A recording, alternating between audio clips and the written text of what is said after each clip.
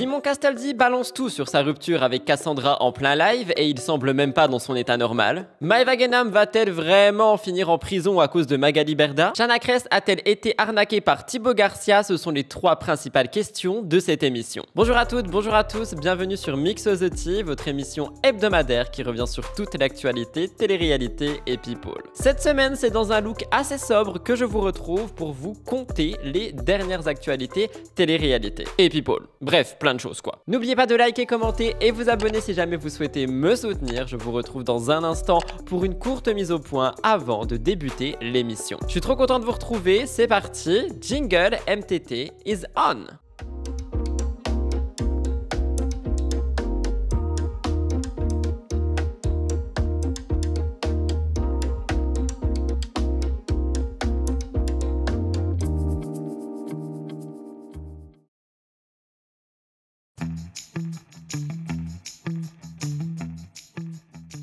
Pour la mise au point cette semaine, j'ai quelques petites choses au pluriel à vous dire. Premièrement, évidemment, un immense, un grand, un gigantesque merci pour les 60 000 abonnés qui ont été franchis là, hier, le vendredi 27 décembre. Je voulais qu'on essaye d'y arriver avant 2025. Vous avez tout donné. J'ai rarement vu ça sur ma chaîne, c'est-à-dire qu'en l'espace de 2 semaines, je crois qu'on a gagné un peu plus de 1200 abonnés. Je ne sais pas comment est-ce que c'est possible, donc je vous remercie du fond du cœur pour ça. Nouveau palier débloqué, littéralement, et plus le temps avance, plus j'ai envie d'espérer qu'on atteigne un jour les 100 000. Donc si jamais vous voulez continuer d'aider, n'oubliez pas de liker et commenter les émissions, ce qui aide grandement à les mettre dans l'accueil YouTube de personnes qui peuvent être intéressées par mon contenu. Et tout simplement à partager l'émission en story. Taguez-moi, que ça soit sur le compte Rudy Coppel ou le compte Rudy Coppel Actualité. Si vous le faites, vous savez qu'on papote un peu, que je vous regarde, etc. etc. Donc n'hésitez vraiment pas. Mais quoi qu'il en soit, un grand merci, je pense que c'était le meilleur cadeau de Noël que vous pouviez me faire cette année. Et justement, qui dit fin d'année dit aussi une nouvelle qui va commencer. 2025 passera entre ce MTT et le prochain, donc je vous souhaite d'ores et déjà de très belles fêtes de fin d'année une fois de plus. Si vous êtes seul, sachez que je vais fêter le réveillon du nouvel an sur Twitch en live, donc je serai en live vers 21h, 22h je pense, jusqu'à on verra littéralement. Donc n'hésitez pas si jamais vous êtes seul à passer nous voir, ma chaîne Twitch c'est Rudy Coppel, tout est dans la barre d'infos. Et si jamais vous faites quelque chose d'autre, n'oubliez pas de prendre soin de vous, de prendre soin de vos proches et surtout de ne pas trop abuser des bonnes choses si jamais vous conduisez ou peu importe, hein, on reste dans la sécurité et dans la responsabilité. Quoi qu'il en soit, j'espère que cette nouvelle année sera pleine de bonnes choses pour vous. Pour moi également, je vais pas vous mentir égoïstement, j'espère qu'elle sera pleine de bonnes choses. Donc voilà. Et justement, je voulais clôturer cette saison de MTT finalement 2024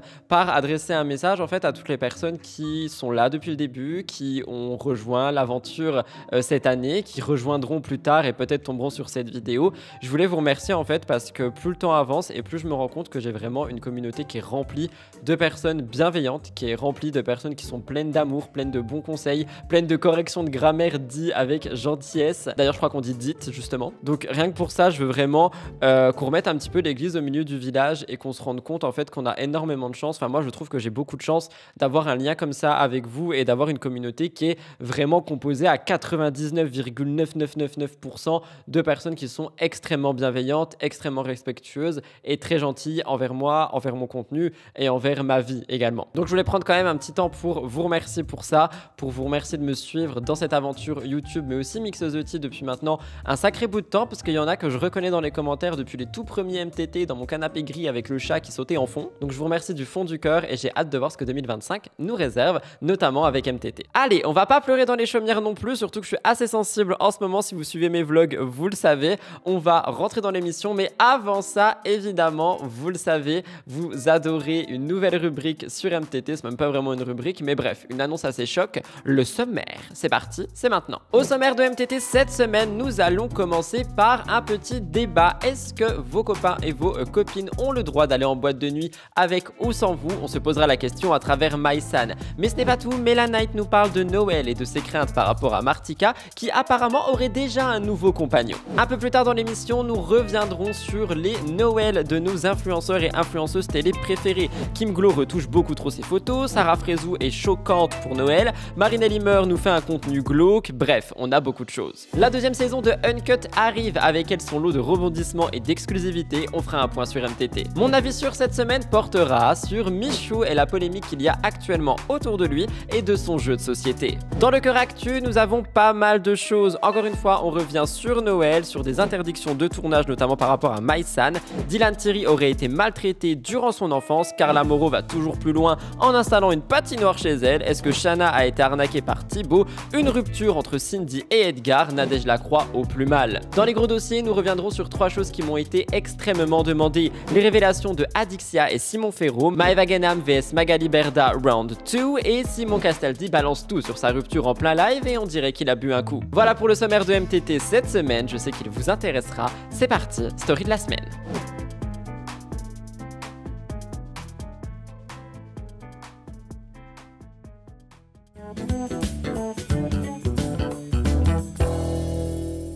Pour les stories de la semaine, en vive voix, j'en ai 2 à vous présenter aujourd'hui. La première est une story qui a été prise sur le compte de Maïsan, qui est actuellement au casting de The Cerveau. Donc vous pouvez la retrouver sur W9 si jamais vous aimez bien son humour. Personnellement, j'adore.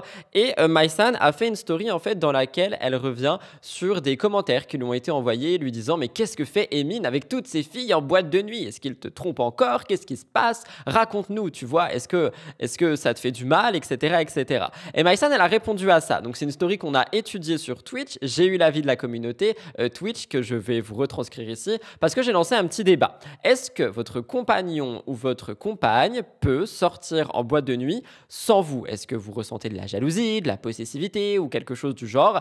Et la plupart des réponses étaient oui, la personne peut sortir, mais avec quelques restrictions évidemment, dans le sens où la personne ne va pas aller draguer tout ce qui bouge, va pas aller chercher l'amour ailleurs, etc., etc. Mais la personne a le droit de s'amuser. Donc ici aussi, je vous demanderai votre avis dans l'espace commentaire, l'avis de la communauté MTT. Je vous laisse écouter Maïsan parce que je trouve qu'on est sur un sujet qui est quand même assez important, qui est la confiance qu'on peut accorder, donner ou reprendre dans une relation. Et j'ai bien envie d'avoir l'avis des personnes qui me regardent et qui m'écoutent par rapport à ceci. Je vous laisse écouter Maïsan. Vous et moi, il faut qu'on ait une discussion. Parce qu'en fait, je crois que j'ai créé des monstres. Je crois que j'ai créé des monstres parce que le gars, il est sorti une fois, le pauvre. Et il y a tout mon Snap, tout mon Insta qui était en mode flicage sur lui. Je sais pas si c'est moi qui vous ai rendu comme ça les filles, mais je crois que j'ai ma part de responsabilité dans votre attitude. Bref, je vous explique comme ça, vous savez, puisque vous êtes des Total Spice comme moi et qu'en fait j'ai créé des monstres. Vous avez besoin d'explications. Le gars est juste sorti avec ses potes en fait. Le gars a le droit d'aller s'amuser de temps en temps. À la base, j'étais pas chaud. Je vous dis la vérité, à la base, il m'a appelé. Il m'a dit ouais, B et tout. Genre, il y a une soirée ce soir et tout, mais je pense que je vais pas y aller. J'ai dit pourquoi? Et en fait, parce qu'il y a une go que je veux pas qu'il croise, je peux pas blairer sa gueule, c'est totalement gratuit. Et du coup, il m'a dit, bah, comme elle est là-bas, je vais pas y aller. Et moi, t'as vu, j'ai dit, vas-y, je te fais une fleur, vas-y. Vas-y, bébé et tout. Amuse-toi, le pauvre, il est tout le temps avec le chat et tout. En plus, il finit par. C'est plus parler, il miaule, tellement qu'il n'y a pas d'interaction sociale. Et du coup, il est allé. Et j'ai dit, par contre, un truc, je veux juste pas que. T'as vu. Trop de gens qui te snap et tout, parce qu'en fait, comme je suis un peu tarée, je sais que c'est moi qui suis tarée. Ça m'énerve quand je le vois dans les snaps des gens, des meufs et tout, genre de. J'arrive pas quand il y a des stories de meufs et tout, et d'un coup, il y a mon mec dedans. Oh, j'ai envie de crier dans un coussin, ça me rend folle. Donc j'avais dit juste ça, fais attention, tu vois.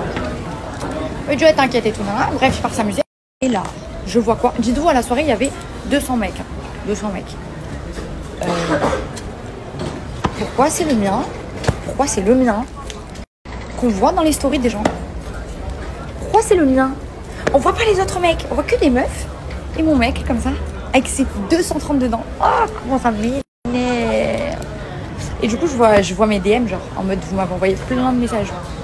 Vous avez été alertés, mais vous inquiétez pas, il était juste en soirée avec ses potes. En tout cas, au moins je sais que vous êtes des vrais espionnes. Vous êtes vraiment Martin Mystère et vous allez m'aider quoi qu'il arrive, mais là en gros, il n'y avait pas d'affairage à vous raconter les autres. Mais merci vraiment pour votre investissement sans faille. Juste, je pense qu'on doit toutes suivre une thérapie. Faut qu'on se calme, toutes.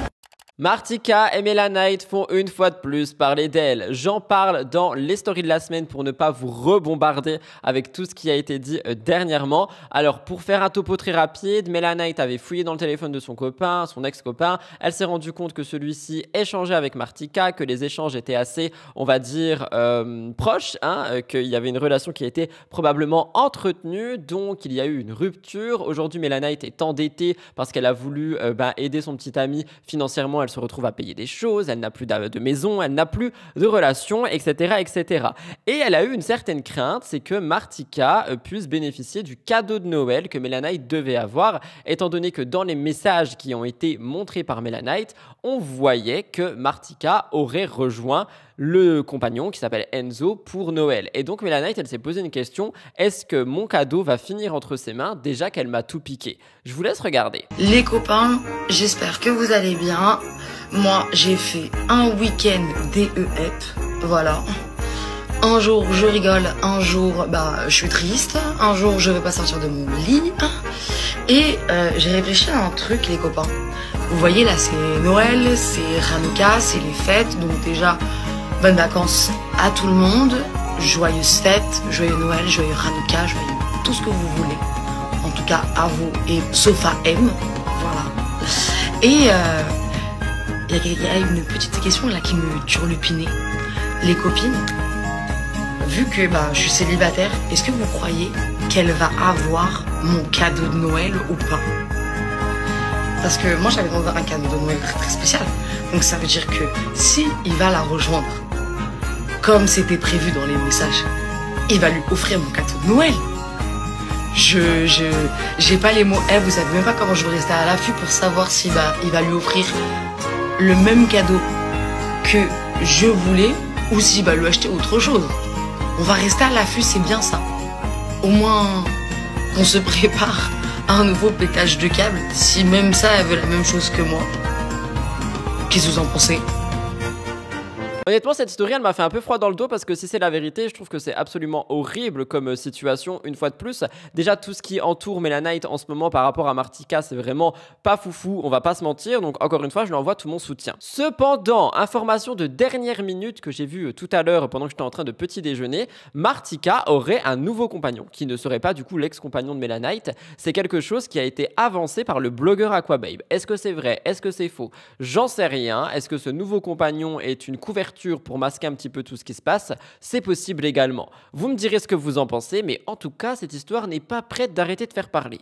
Première story de la semaine rajoutée en voix off, Manon Tanti a choqué tout le monde avec un challenge TikTok. En effet, dans celui-ci, elle noie la tête de ses enfants dans des saladiers remplis d'eau. Par conséquent, beaucoup d'internautes ont été consternés, mais d'autres ont quand même pris la défense de Manon en disant que c'était une trend qui se faisait énormément sur l'application et que donc il n'y avait rien de mal. De mon avis, on est sur, encore une fois, la surexposition des enfants, l'utilisation de ceux-ci pour faire une trend qui fonctionne et donc faire parler de soi. Vous me direz ce que vous en pensez dans l'espace commentaire avec le maximum de bienveillance possible. Qui est le plus chiant? Qui est le plus jaloux?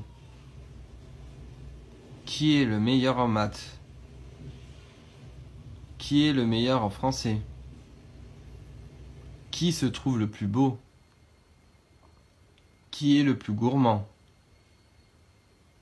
Qui est le plus susceptible? Qui est le plus sportif? Qui dort le plus? Qui est le plus bordélique? Story de la semaine rajoutée en voix off de dernière minute, Mélanie Dedigama a fait une magnifique surprise en se levant ce samedi matin. En effet, en allant ouvrir à ses chats qui dorment dans une pièce séparée afin de ne pas saccager la maison, vous allez comprendre, elle est tombée sur une découverte assez compliquée. Je vous laisse regarder ça, âme sensible s'abstenir. Honnêtement, ça m'a fait autant peur que... Non, même pas rire, ça m'a fait peur. Vous me donnerez votre avis. Vous savez, j'arrive pas à parler. J'enferme mes chats, moi, la nuit, mes deux chatons, parce que sinon ils ouvrent toutes les portes, ils voudraient réveiller ma fille, etc. Bref, excusez-moi. J'ouvre leur porte, là. J'ouvre leur porte. Écoutez-moi, je suis à deux doigts de la syncope. Je suis à deux doigts vraiment de la syncope. Regardez, j'ouvre la porte. Je me dis, qu'est-ce que c'est ça? Ils ont bouffé ça, ils ont fait un carnage comme d'habitude. Non, les gars. c'est des plumes. Donc je n'ose même pas regarder dans la chambre. J'ose même pas voir où est l'oiseau. Je peux pas, on peut pas me faire vivre ça. Genre, la fenêtre, elle est restée ouverte que comme ça la nuit, d'accord? Genre, l'oiseau, là, ils l'ont chopé, je sais pas comment. Et il est quelque part. Il y a forcément le cadavre quelque part. Moi, perso, je peux pas aller regarder. Là, je peux pas. Là, c'est impossible. Vraiment, je suis au bout de ma vie. Vraiment, je suis au bout de ma vie. Vraiment. Est-ce que vraiment, ils ont pas assez à bouffer dans cette putain de baraque? Est-ce que vraiment, on attrape un pigeon ou je ne sais pas comme ça et on le détruit comme ça dans la chambre où ils dorment? Est-ce qu'on fait ça? Je me dirige quand même vers le jardin parce que je me dis que peut-être que le cadavre est tombé et il n'est pas à l'intérieur de la chambre. Je vais devoir voir un cadavre, de toute façon, quoi qu'il arrive. Est-ce qu'il y a un cadavre? Est-ce qu'il y a un cadavre? Est-ce qu'il y a un cadavre? Oh, misère, non, il n'y a pas de cadavre. Le cadavre, il est dans la chambre. Putain, comment je vais survivre à ça? Parce que vraiment, les gars, vous vous rendez pas compte. Je peux faire une putain de syncope. Là, montre-moi ta patte. Qu'est-ce que t'as sur ta patte? C'est du sang. C'est du sang, ça. C'est du sang. Et lui, il rote en plus. Mais c'est quoi ces animaux? Donc, je vous le dis, moi, je ne veux rien savoir. Je reste dans le déni. J'attends que ma nanny rentre tout à l'heure pour lui dire, il y a un cadavre, il faut trouver le cadavre. Et si elle est comme moi, elle a peur, mais la connaissant, elle va pas avoir peur du tout. J'appellerai les voisins, tous les voisins qu'il faut. Mais moi, je peux pas aller chercher le cadavre. C'est impossible. C'est au-dessus de mes forces en fait, vraiment. Les stories de la semaine sont terminées sur Mixosity pour cette semaine. J'espère qu'elles ont pu vous intéresser, vous apporter des petites infos et également des questions de débat, notamment avec Maïsan. Si c'est le cas, n'oubliez pas de me dire tout ce que vous en avez pensé dans les commentaires. 1, ça aide pour l'algorithme et 2, ça nous permet d'échanger. On va passer tout de suite au Top Actu. 6 actus dans le Top Actu aujourd'hui, dont une que je n'ai pas présentée dans le sommaire. J'espère que vous êtes prêts. C'est parti, jingle, Top Actu.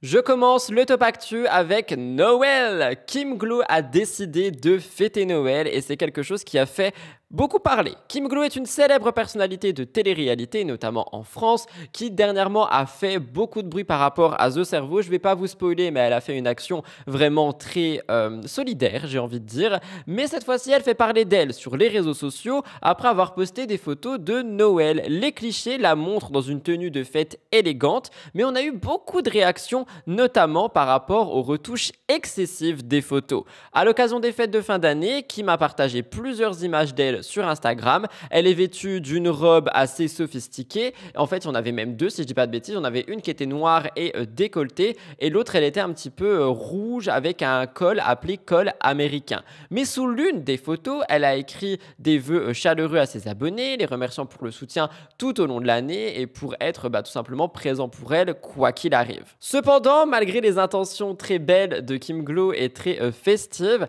les internautes ont réagi. Beaucoup ont souligné un changement physique frappant sur les photos, allant jusqu'à comparer son apparence à celle de Stéphanie Durand, tant la ressemblance physique semble vraiment côte-côte. Les commentaires ont été nombreux accusant Kim Glow d'abuser des retouches photos. Je cite, « Franchement, tellement retoucher la photo, pourquoi retoucher autant quand au final tu ressembles pas du tout à ça? Pas à l'aise avec son image pour faire des retouches pareilles, on la reconnaît pas. Plus retoucher sur Photoshop, tu meurs. » Avant de vous expliquer mon point de vue, Kim a répondu avec franchise. Elle a dit que sa perte de poids importante était la principale raison de son apparence modifiée. Elle a dit oui, avant de tomber enceinte, je faisais 58 kilos. Là, j'en fais 48, moins 10, ça commence à se voir. Malgré sa réponse, on va pas se mentir, les retouches sur les photos, elles sont quand même présentes. Elles continuent de faire débat parmi les abonnés. Après, je vais pas vous mentir, quand on suit Kim Glow, on sait qu'elle retouche ses photos. C'est pas la première fois. Avant d'être enceinte, elle les retouchait également. Donc, moi, personnellement, je suis pas trop dans une retouche à outrance. Je l'ai été par le passé. Et effectivement, après, tu te reconnais même plus. Quand tu te regardes dans le miroir, t'es là en mode what the fuck, this is me.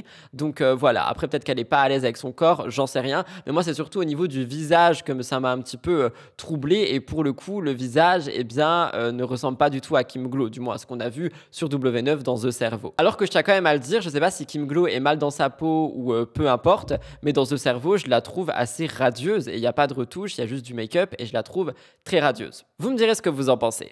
On continue avec Noël, je vous ai prévenu, on va beaucoup en parler. Sarah Frézou a fait pas mal de bruit. Sarah Frézou a été connue pour ses émissions de télé-réalité. Aujourd'hui, elle est au cœur d'une controverse parce qu'elle a partagé des photos de son repas de Noël et on a eu beaucoup de critiques, notamment de la part de personnes qui estiment qu'une musulmane ne devrait pas célébrer Noël. Le 24 décembre, Sarah Frézou poste des photos qui montrent un repas assez copieux entouré de ses proches. Cette publication a rapidement attiré l'attention des internautes et elle a été accusée de célébrer Noël, une fête chrétienne selon eux, ce qui va à l'encontre de la tradition musulmane. Ces accusations ont suscité une vague de critiques à l'égard des pratiques religieuses de Sarah Frézou. C'est pas la première fois, la semaine dernière on parlait des tatouages. Sarah, vous la connaissez, elle est bien tranchée, elle a répondu, elle a dit que c'était pas du tout une célébration de Noël, qu'elle avait simplement partagé un repas en famille, une occasion qui n'a rien à voir avec les festivités religieuses de Noël. Je cite, « Manger un repas, c'est fêter quelque chose, vous êtes des malades, vous faites des conclusions hâtives. » Je pense que ce que Sarah Frézou explique ici, c'est qu'elle a certainement profité des vacances de tout le monde de fin d'année pour se rejoindre et faire un repas, mais que celui-ci n'a rien à voir avec Noël. Mais c'est pas la première fois que Sarah fait l'objet de critiques concernant sa religion. Récemment, elle avait partagé un tatouage qu'elle s'est fait faire. Un tatouage qu'elle s'est fait faire. C'est ceux qui me corrigent, corrigez-moi, qu'est-ce qu'on dit là? Un tatouage qui a été présent et même si c'est un tatouage qui semblait lui faire plaisir, c'est quelque chose qui est interdit dans l'islam, mais elle a dit qu'elle assumait pleinement ses choix, même s'ils allaient à l'encontre de certains principes religieux. Les réactions des internautes montrent à quel point les personnalités publiques, surtout celles issues de communautés religieuses, sont jugées pour leur choix personnel, alors que, comme on l'avait vu sur Twitch, il n'y a même pas à juger, en fait, elle sait ce qu'elle fait et elle en répondra devant le Dieu auquel elle croit quand ce sera le moment, littéralement. Je vous laisse regarder Sarah. Bon les amis, mon repas était trop bien, on s'est retrouvés tous en famille. J'ai vu il y a quelques commentaires en dessous de mes stories, parce que je mange en famille le soir de Noël, comme je mange en famille la plupart du temps où je peux manger en famille. Mais il y a 2-3 commentaires qui m'ont énervé. J'ai reçu des messages, ouais tu fais de Noël, ouais musulman 2.8, ouais nanana, ouais nanana. Excusez-moi, mais en fait, manger un repas, c'est fêter quelque chose. Parce que ce jour-là, il y a une fête. Ouais, c'est une occasion pour se rassembler peut-être. Je fête rien du tout. Je fête la mort de personne. Maintenant, je respecte toute religion et je souhaite un joyeux Noël à tous les chrétiens qui existent sur cette terre. Normalement, je respecte les autres religions. Tout simplement. Moi, il y a un seul truc qui m'énerve. C'est que les gens, parce que tu manges le soir de Noël et que tu es... C'est quoi? On doit faire le ramadan le soir de Noël? Parce que manger c'est fêter le Christ? Parce que j'ai fait du poulet c'est fêter le Christ? Enfin, à un moment donné les gars, arrêtez. Je pense que quand il y a un chrétien qui vient manger pendant le ramadan chez nous, parce que voilà on fait de la bonne bouffe et que c'est un partage de culture, est-ce qu'on va dire aux chrétiens, ouais t'as pas honte espèce de chrétien 2.8? Mais vous êtes des malades. Vous êtes des malades. Est-ce que vous, à votre pote qui a une autre religion, vous vous permettez de lui dire ça quand vous l'invitez à manger chez vous?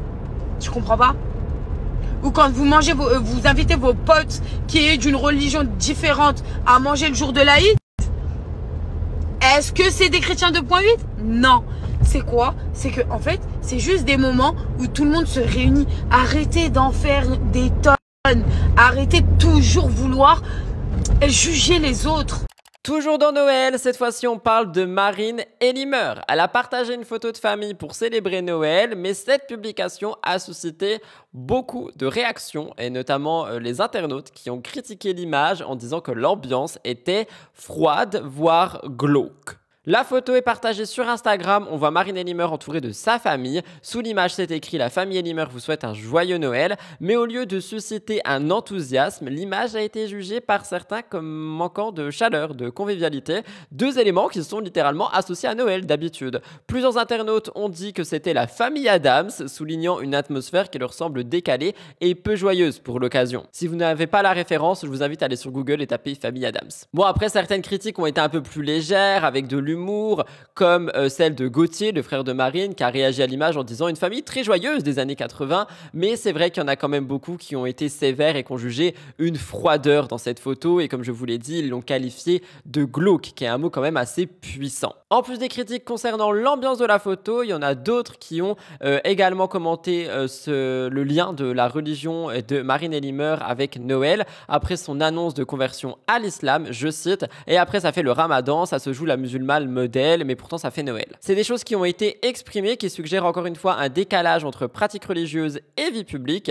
Les commentaires reflètent des jugements sur les choix personnels de Marine Elimer, notamment concernant sa tenue, concernant la photo et également concernant la religion. Marine Elimer veut continuer de partager sa vie selon ses propres valeurs, mais elle se retrouve régulièrement au centre de polémiques. On n'avait pas de Raphaël Pépin à cette occasion, donc la rupture est bel et bien réelle, mais la réaction des abonnés face à sa photo montre que certains ont quand même pas mal d'attentes par rapport aux contenus qui sont postés pour Noël. Alors pour réagir, je vais vous donner mon avis par rapport à Noël et par rapport à la création de contenu sur Noël. Je suis un petit peu dans un autre camp, c'est-à-dire que par exemple, j'ai partagé un seul réel pour Noël en mode je change de tenue, enfin vous voyez quelque chose OOTD, et en fait en tant que créateur de contenu, j'ai ressenti une pression au niveau du contenu que je n'ai pas posté. Personne ne me l'a dit, hein, mais tu le ressens quand même dans le sens où tu vois tous les autres créateurs, influenceurs faire des photos de famille, des photos de repas, des photos de cadeaux à gogo, des 5-10 000 euros de cadeaux, alors que Noël de base c'est juste passer un bon moment, que ce soit avec toi-même, avec tes proches, avec ta famille. C'est devenu vraiment quelque chose, je trouve, de très très commercial, de très très matu sur les réseaux sociaux. Et aujourd'hui que je suis créateur de contenu, je vous avoue que j'ai ressenti une pression et je me suis dit ça se trouve on va m'en vouloir de pas poster un sapin gigantesque et des cadeaux à gogo et un repas copieux. Et en fait non, parce que j'ai la communauté qui me ressemble et merci pour ça. Mais ce que je veux dire, c'est que peut-être Marine s'est sentie obligée de faire cette photo et peut-être qu'elle en avait pas envie, et peut-être que la photo elle ressort pas comme elle avait envie, mais elle ressort selon ses propres goûts, et du coup il y a des attentes qui étaient autres et donc on la critique. Je sais pas, vous me direz ce que vous en pensez. Je vous parle de Cassandra Julia et Noémie, ma belle. Étant donné que la semaine dernière, je vous parlais du fait que Cassandra avait été jugée raciste par certains internautes. Elle se retrouvait sous le feu des critiques, notamment suite à ses déclarations par rapport à l'élection de Miss France 2025. Lors de l'élection de Miss France, Cassandra avait exprimé sa déception par rapport à la victoire d'Angélique Angarny-Philopon, mais c'est une remarque qu'elle a faite au sujet des blondes qui avait déclenché la polémique. Selon elle, les candidates blondes seraient victimes d'une malédiction et finissent dauphines sans décrocher la couronne. Elle avait dit « Tu peux être raciste des blondes ou des yeux clairs ». Des propos qui ont choqué les internautes et certains ont dit qu'elle était stigmatisante et que c'était des remarques qui étaient inappropriées. Cassandra s'était justifiée, elle avait dit les goûts et les couleurs ça ne se discute pas, et elle avait dit que Angélique était belle en vrai et qu'elle représente la femme d'aujourd'hui. Mais les critiques n'avaient pas cessé de tomber. Et rappelez-vous, parce qu'il y a quelque chose d'autre qui est lié à Cassandra et au racisme, apparemment, c'est quelque chose dont on avait parlé lors du tournage de l'émission La Bataille des Clans, des accusations avaient été portées contre Cassandra après une phrase qu'elle aurait dite à Noémie. Selon certains internautes, Cassandra aurait insulté Noémie en l'appelant babouin, et Cassandra avait clarifié cette situation en disant « Elle m'a fait peur, elle a foncé comme un gorille », en référence à l'attitude de Noémie lorsqu'elle s'était approchée rapidement. Deux amis de Cassandra, Noémie et Maïsan, ont justement récemment pris la parole par rapport à ça, parce qu'il y a eu beaucoup de critiques disant que Cassandra était raciste et que donc ce n'aurait pas été la première fois. Et ils ont défendu Cassandra dans une vidéo, et ils expliquent qu'il s'agit d'un malentendu, et ils disent que la phrase de Cassandra n'était pas raciste. Elles ont ajouté que les propos de Cassandra à propos des blondes étaient probablement dus à un manque de réflexion sur le sujet, mais que ça ne veut pas forcément dire que Cassandra est quelqu'un de malveillant. Et donc Noémie et Maïsan ont voulu minimiser les accusations en disant que Cassandra n'avait pas agi de manière raciste ni de manière intentionnelle. Néanmoins, les critiques continuent de se multiplier et cette affaire reste sous le feu de projecteurs. Cassandra est tout le temps mise en lumière, on en reparle à la fin de l'émission, et cette fois-ci c'est pas pour quelque chose de positif. Je vous laisse écouter Maïsan et Noémie. En fait, elle a pas dit babouin en mode « t'es un babouin ». Mais elle m'aurait dit ça, elle se serait pris. Je vous dis la vérité, elle m'aurait dit ça. Elle aurait jamais pu me dire ça. En fait, elle l'a dit en mode... dans la voiture. En fait, elle l'a dit en mode « elle m'a fait peur ». Elle m'a fait peur, elle a foncé comme un gorille. Voilà, elle a dit ça. Et je pense que... Bon, mais quand quelqu'un... Franchement, quelqu'un qui arrive à dire « vous êtes raciste, des blondes aux yeux bleus », je pense qu'elle savait pas que c'était raciste. Oui, mais pour l'avoir vu, la vérité, pour l'avoir vu dans le van quand elle a dit... La tête de ma mère, elle se rendait pas compte. Parce que même quand on est les deux seuls à avoir réagi, c'est Alex et moi. Quand on s'est tourné et qu'on a fait, t'as dit quoi là? Genre, tu comprends pourquoi c'est grave d'avoir dit ça? Je vous jure, elle se rendait pas compte. Donc en vrai, je pense que vraiment, même Elle sait moi, pas, je pense même pas qu'elle moi, a un fond raciste, mais elle se rend pas compte. même moi, je pense qu'en fait, si elle l'a dit C'est une comme question ça, d'éducation sur le sujet. En fait. mais faut être éduqué sur le sujet pour le comprendre. Mais ça veut pas dire que je tolère, mais tout le monde n'a pas le c'est pour cerveau ça que c'est important. Tout le monde n'a pas le cerveau de Maïsan. On a tous un peu une responsabilité de se dire que c'est pas inné chez tout le monde ce genre de comportement et que du coup on a tous une responsabilité d'éduquer notre entourage. Voilà. Pas que ce genre de choses. Alors pour réagir, moi je vous avoue que quand j'avais entendu cette remarque de Babouin, elle a foncé comme un gorille ou j'en sais rien, c'est quelque chose qui personnellement m'a choqué. Alors après, on peut essayer de mettre de l'eau dans son vin en disant qu'effectivement Cassandra s'est mal exprimée, qu'elle n'est pas au courant, que ce sont des choses qui ne se disent pas, etc., etc. Mais je trouve que ça fait quand même beaucoup, que c'est juste la base enfin c'est le minima à savoir, tu vois. Donc je sais pas, est-ce que ses amis la défendent parce que ça part trop loin et qu'elles n'ont pas envie que ça parte trop loin? Est-ce que Noémie a envie de croire qu'il n'y avait rien de méchant alors qu'effectivement il y avait quelque chose de méchant? Je ne sais pas. Vous me direz ce que vous en pensez. Alors ça, vous me l'avez envoyé et j'avais pas vu passer, mais je suis un peu surpris. Alix Desmoineaux, qui est aussi connue sous le nom de Alix DMX, change de carrière. Elle n'est plus dans la télé, bon ça fait un petit moment, hein, et cette fois-ci elle se lance dans une nouvelle aventure de l'acting, une aventure du cinéma. À 31 ans, elle a décroché un rôle dans un film aux côtés de l'acteur et humoriste très populaire Jamel Debbouze. Alix s'est fait connaître en 2018 si vous la connaissez pas, notamment via les Marseillais vs le reste du monde. Elle a enchaîné plusieurs émissions avec les princes et les princesses, etc. Et en 2021, elle se retire de la télé-réalité. Elle s'est d'ailleurs confiée sur ses expériences, dont de dépression qu'elle a traversées pendant les tournages. Et elle a publié un livre Glow Up dans lequel elle critique le traitement des candidats par les productions. Elle a voulu se réinventer et Alix, elle s'est tournée vers la comédie après avoir surmonté certains obstacles et les stéréotypes associés aux anciens participants de télé. Elle a réussi à percer dans le cinéma. Alix fait donc son entrée dans le monde du cinéma en rejoignant le casting de Mercato, un film réalisé par Tristan Seguela. Le 26 décembre 2024, Jamel annonce la sortie de ce prochain long métrage sur son compte Instagram. Il partage l'affiche du film et Alix Desmoineaux figure pas sur l'affiche, mais elle est mentionnée parmi les autres acteurs du film aux côtés de Hakim Djemili, Monia Chokri, Marie Papillon et bien d'autres. C'est un film qui sortira le 19 février 2025 et donc en tant que fan d'Alix, si vous l'êtes, vous pourrez la retrouver au cinéma et sur les grands écrans. Ce que je trouve assez intéressant ici, c'est qu'on a quelqu'un qui a réussi donc à se détacher de cette image télé-réalité pour de bon et à tourner vers de la comédie. C'est pas la première fois, on a ça avec Jessie Herrero et je pense, et elles l'ont toujours dit, que c'est une image qui est très difficile à enlever, c'est-à-dire qu'à partir du moment où tu as été dans un tournage de télé, tu es étiqueté comme candidat et candidate de télé-réalité. Et c'est une étiquette qui est très dure à enlever, qui en plus peut effectivement bloquer des portes, notamment cinéma, mode, etc. Mais quand tu arrives à l'enlever, eh bien d'autres portes s'ouvrent. Donc je suis content pour Alix, c'est un projet qui marque un tournant important dans sa carrière et vous me direz si jamais ce film vous intéresse. Je termine le top actu avec Uncut. Le concept d'Uncut est de retour. Je vous rappelle qu'on est face à deux candidats qui sont face à face justement. Il n'y a pas de coupure pendant ce tournage. Ils ont 20 minutes pour se parler. Une première saison qui a été sortie a été un véritable succès sur Sixplay et donc la plateforme a décidé de renouveler.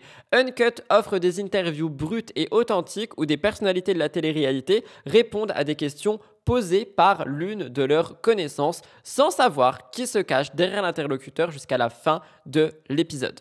Non, attendez, sans savoir qui ils rejoignent dans la boîte plutôt. Bref, on est sur un format original, sans censure, qui garantit des échanges intenses, parfois émotionnels, parfois tendus, et on a aussi des secrets qui en ressortent. La saison 1 a été diffusée en février 2024, c'était un succès, donc on se demande quand la saison 2 arrivera. Le blogueur Aquababe, qui a la réponse à toutes ces questions, a dit que la saison 2 était prévue pour janvier 2025. Il n'y a aucune date officielle qui est confirmée, mais Aquababe a dit qu'il tiendrait informé, donc je vous le dirai. La première première saison a été marquée par Manon Tanti, Adix, Simon Castaldi, Alex Guidi. Et cette fois-ci, on a d'autres personnalités qui seront de retour comme Nicolo. Et je vous en ai déjà parlé la semaine dernière du casting. Donc n'hésitez pas à aller voir l'émission de la semaine dernière. En attendant l'annonce officielle de la date, on peut évidemment retrouver la saison 1 si jamais vous ne l'avez pas vue. Franchement, Uncut, c'est une émission que je vous conseille. Je la trouve assez géniale dans son authenticité. Allez vous regarder la saison 2, dites-moi tout ça juste en dessous. Voilà tout le monde pour le Top Actu cette semaine. J'espère qu'il a pu vous plaire. On va passer à mon avis sûr, qui est pas forcément mon avis sûr, mais qui est surtout une actu exclue de dernière minute. Je vous parle évidemment de la polémique avec Michou. J'en dis pas plus, on se retrouve après le jingle. C'est parti, mon avis sûr, c'est maintenant.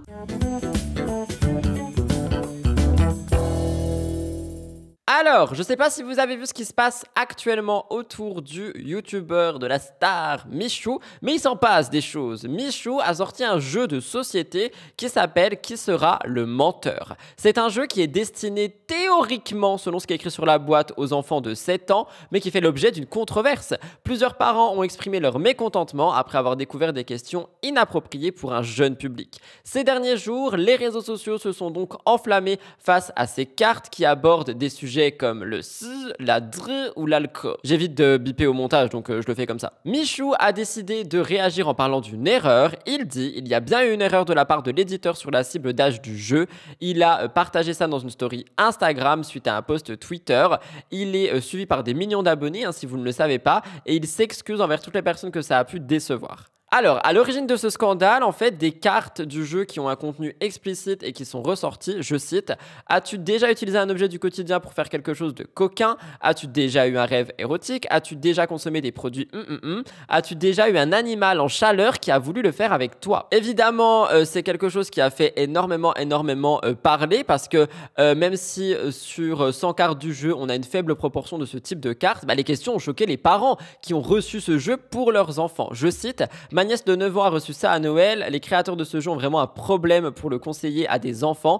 Un jeu de 7 ans et plus, c'est une blague. Le jeu avait été présenté comme accessible à tous. Sur sa chaîne YouTube, Michou a affirmé récemment que le jeu était idéal pour jouer entre potes, en famille ou même avec de nouvelles connaissances. Je cite ce qui a été dit sur le site du jeu: le jeu Qui sera le menteur est-il adapté pour toute la famille? Oui, le jeu est conçu pour un jeune public à partir de 7 ans, mais également une excellente option pour des moments fun en famille. On est donc sur une ambiguïté entre le jeu familial et un contenu qui est littéralement pour adultes et qui fait poser des questions. Comment est-ce qu'un produit comme ça a-t-il pu être commercialisé avec une recommandation d'âge aussi basse? L'équipe de Michou n'a pas donné suite aux demandes de précision qui ont été faites par le Parisien, et apparemment pour le moment personne ne veut rien dire à part Michou qui s'excuse. En attendant, les critiques continuent de pleuvoir sur les réseaux sociaux, remettant en question la responsabilité de Michou qui est potentielle par rapport à cette polémique. Alors, si vous voulez mon avis par rapport à ça, je pense qu'il y a plusieurs théories possibles. Peut-être que soit on a voulu mettre des bâtons dans les roues de Michou et de son équipe, c'est quelque chose qui peut arriver.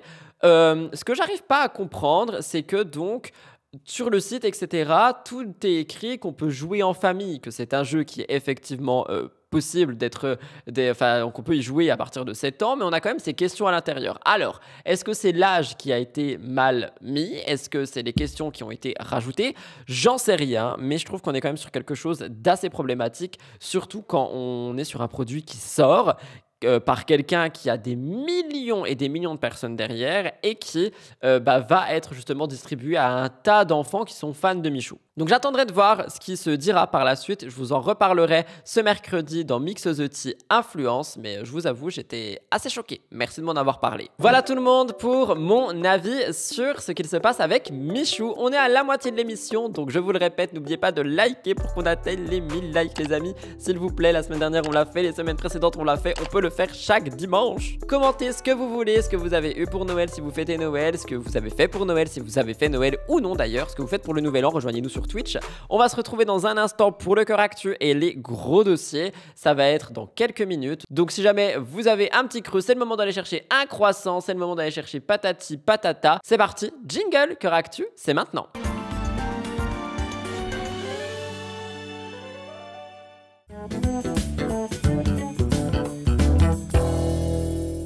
Je vous laisse deviner combien de temps de pause j'ai pris entre le top actu et le cœur actu, tellement je suis fatigué et il fait froid.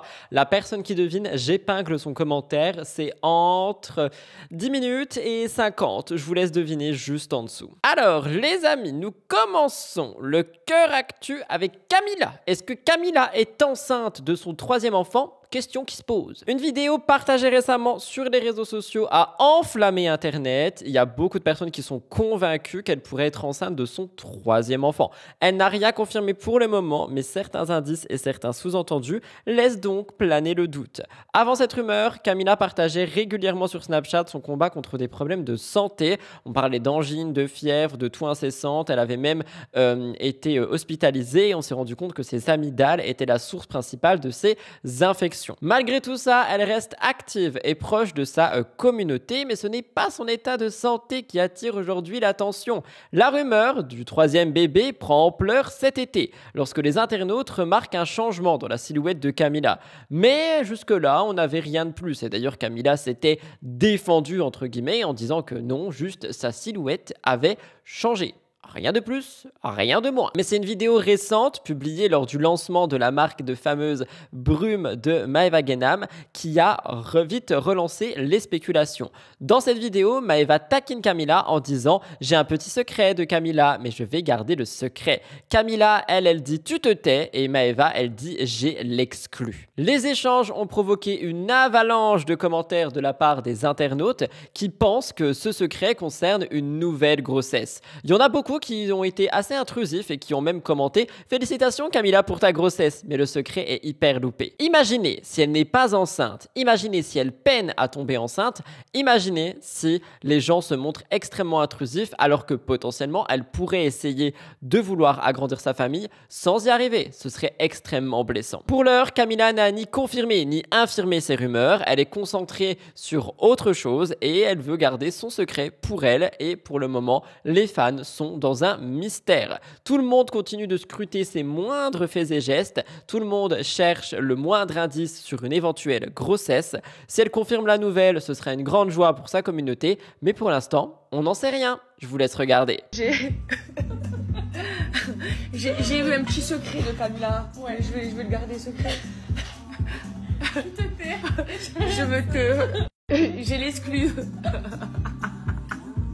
Nous parlions de Maïsan dans les stories de la semaine, je vous en reparle ici. Alors, Maïsan, elle est à l'affiche de The Cerveau, on l'a aussi vu dans Les Marseillais, Les 50, The Power, La Villa, La Bataille des Clans. On l'a vraiment vu énormément de fois. Cependant, il y a une émission dans laquelle on ne l'a jamais vue, Les Apprentis Aventuriers. Et c'est un rêve qu'elle aimerait réaliser, mais malgré son envie de participer au tournage, une raison bien précise l'empêche d'accepter, enfin du moins qu'elle soit acceptée. Je vous rappelle que Maïsan est diagnostiquée comme HPI avec un QI impressionnant de 147 et elle a su rapidement s'imposer dans des émissions comme Les 50, The Cerveau ou The Power. Mais dans une interview accordée à Télé Loisirs, Maïsan explique le pourquoi du comment elle ne peut pas participer aux Apprentis Aventuriers. Alors apparemment, elle a déjà été approchée pour intégrer le casting, mais sa condition physique fait que c'est impossible. Je cite, « Ça m'a déjà été proposé, mais le problème, c'est que je ne passe pas la visite médicale. Enfin, c'est même pas ça.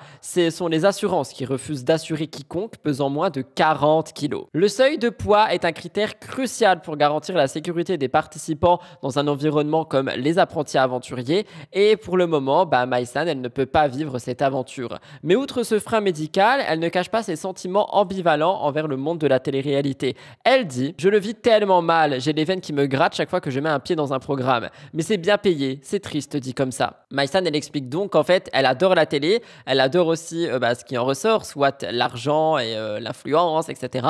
Mais qu'elle a un peu de mal avec les tournages. Très bizarre. Quant à ses relations avec d'autres candidats, elle semble tendue. Elle a exprimé son aversion pour l'idée de faire équipe avec Nicolas Lodzina, déclarant que côtoyer certaines personnalités la pousse à bout. Si elle souhaite participer aux apprentis aventuriers, Maïsan devra sans doute travailler sa condition physique. Reste à voir si son envie de participer au programme peut la pousser justement à, j'ai pas envie de dire améliorer, mais changer sa condition physique. En attendant, on va pas se mentir, on est sur une candidate qui continue de briller quoi qu'il arrive et ça, on peut pas lui enlever. Maïsan est quelqu'un qui fait beaucoup parler en positif et en négatif et perso, j'aurais trop aimé la voir sur les apprentis. Qu'en pensez-vous ? Anthony Matteo, ex-figure de la télé-réalité française, a récemment brisé le silence sur une phase particulièrement difficile dans sa vie. Alors on l'a connu dans pas mal d'émissions, notamment La Villa des Cœurs Brisés, Les Princes, et il a révélé qu'il avait traversé une période de grande précarité malgré sa notoriété. Aujourd'hui, Anthony semble avoir tourné la page avec la télé-réalité, il est installé à Bali, il partage avec ses fans les joies de son quotidien sous les tropiques avec sa nouvelle compagne Sonia.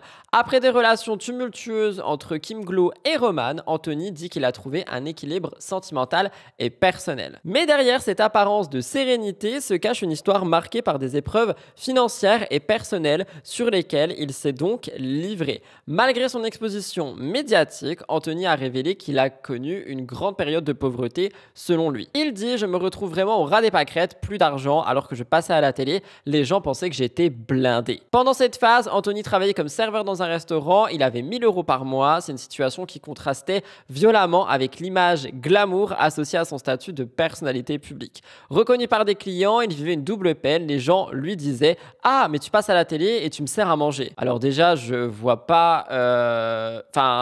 il y a un problème dans cette phrase, c'est-à-dire que tu peux passer à la télé et être serveur si t'en as envie. Au bout d'un moment, faut casser les trucs un peu. Anthony dépendait par contre des pourboires pour payer ses trajets en tramway et il n'hésitait pas à frauder lorsqu'il n'avait pas assez d'argent. C'est une période qui a duré 1 an, qui a été marquée par une profonde humiliation et un sentiment d'échec. Il dit « Je venais de me séparer, je n'avais plus de copine, plus d'appart, pas 1 € en poche. J'avais l'impression d'être une merde, d'avoir complètement raté ma vie. » Malgré tout, il a trouvé la force de rebondir. Il a utilisé cette expérience comme un rappel de la fragilité de la célébrité et des illusions qu'elle véhicule. Il a abordé l'éloignement aussi avec Vincent Queijo. Les deux hommes étaient inséparables à l'époque de leurs aventures communes, mais la relation s'est détériorée. Vincent a attribué cet éloignement à la nouvelle vie d'Anthony Matteo, un point de vue qu'il a réfuté. Il a dit « Être en couple ne signifie pas tourner le dos à ses amis. » Pour Anthony, certaines divergences profondes dans leur conception de l'amitié expliquent cette rupture amicale. Avec ce témoignage, Monsieur Matteo a voulu briser un tabou.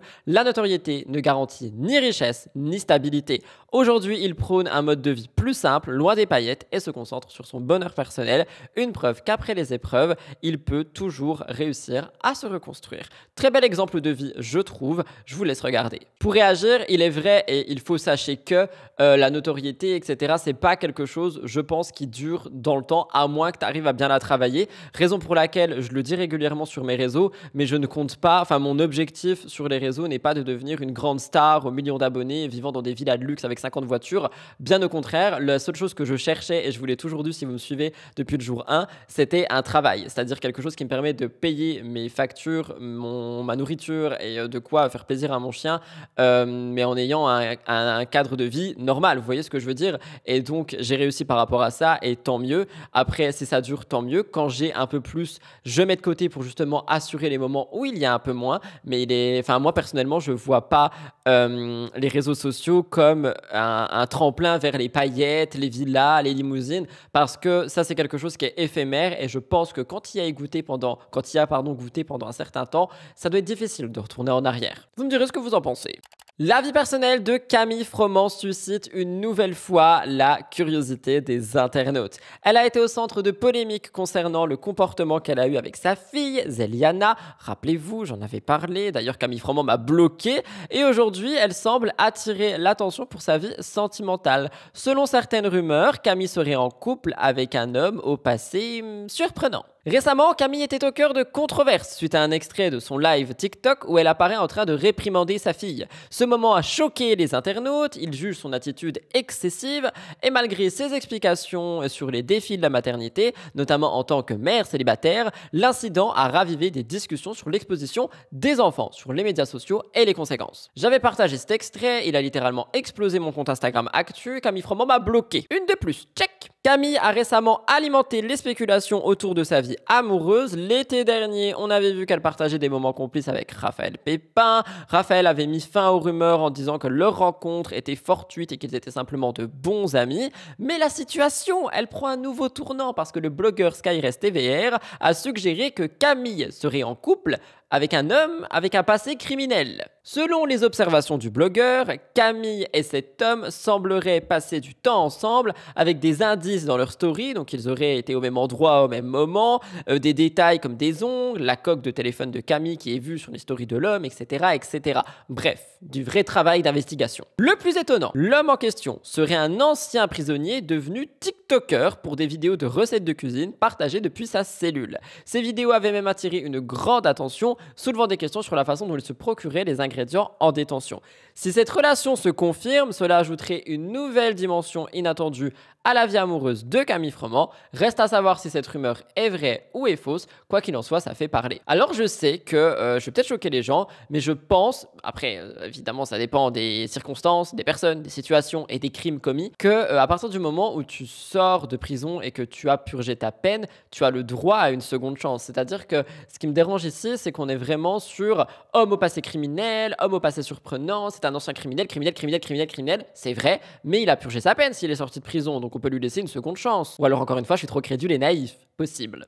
Vous vous rappelez la semaine dernière quand je vous disais que Carla Moreau avait choqué tout le monde parce qu'elle avait offert des calendriers de l'Avent à sa fille. Enfin, non, c'était quoi? C'était une fête d'avant Noël pour tout le monde, etc. Et qu'elle avait utilisé son argent pour tout, nanana. Vous allez être choqués là, vous allez être choqués. Carla Moreau a installé une patinoire dans son salon, oui, après avoir suscité des réactions lors de ses précédentes publications avec les calendriers de l'Avent, etc. Aujourd'hui, il y a une patinoire dans son salon. Oui. Carla avait partagé des TikTok avec les 4 calendriers de l'Avent qu'elle avait offerts à Ruby. Il y avait des gens qui disaient mais pourquoi autant? Un seul calendrier ne suffit pas. D'ailleurs, j'ai eu plein de réactions dans mes commentaires qui me disaient qu'il y avait plein de parents qui avaient offert différents calendriers de l'Avent à leurs enfants. Après, c'était pas forcément des calendriers de l'Avent qui étaient extrêmement chers. Mais par exemple, je sais qu'il y a une maman qui m'a dit qu'elle avait offert à sa fille un calendrier chocolat et un calendrier beauté. Donc tu vois, on en a déjà 2. Donc finalement, peut-être que ça se fait maintenant. L'année dernière, rappelez-vous, Carla avait aussi fait l'arbre de Noël de Ruby avec un traiteur, un cocktail, etc. Mais la cerise sur le gâteau, elle est aujourd'hui. Carla a installé une véritable patinoire dans son salon. Dans une vidéo publiée sur les réseaux, elle montre la décoration de Noël de sa maison et elle a dit qu'elle n'était pas encore terminée. Et ensuite, on voit des patins de toute taille qui étaient disponibles pour les enfants et adultes. Et donc, on voit qu'elle essaye de tester la glace. Je vous laisse regarder 2 magnétos. On est actuellement le 21 décembre et j'ai toujours pas fait ma déco Noël. Oui, vous voyez des sapins, mais vous le savez, je vous ai toujours habitué à mieux chaque année, puisque cette année, j'ai décidé de faire une patinoire géante dans mon salon. Oui, pas en extérieur, mais dans mon... Bon, ma déco n'est pas encore totalement terminée, mais je vous montre déjà un petit peu le résultat. J'ai toutes les tailles possibles et imaginables pour réaliser cette patinoire et en faire donc des plus grands aux plus petits. Un petit piou-piou pour les enfants avec des petits casques. Je suis trop contente. Je suis la première à tester la patinoire. Regardez-moi ces patins, c'est des vrais patins comme dans les centres commerciaux. Je suis choquée. Bon, Ruby va m'en vouloir que je teste avant elle, mais je pouvais pas attendre dans quelques jours. Elle revient que lundi. Donc là, c'est parti. Let's go. Je vais voir si vraiment ça glisse. Je vous l'ai pas dit, mais c'est une grosse surprise pour Ruby et tous ses copains et ses copines qui viennent à Noël. Donc je suis trop contente. J'ai trop hâte qu'elle voit ça. J'ai trop hâte de vous montrer sa réaction parce qu'elle ne sait absolument pas qu'il va avoir une patinoire géante dans sa baraque. Allez, c'est parti.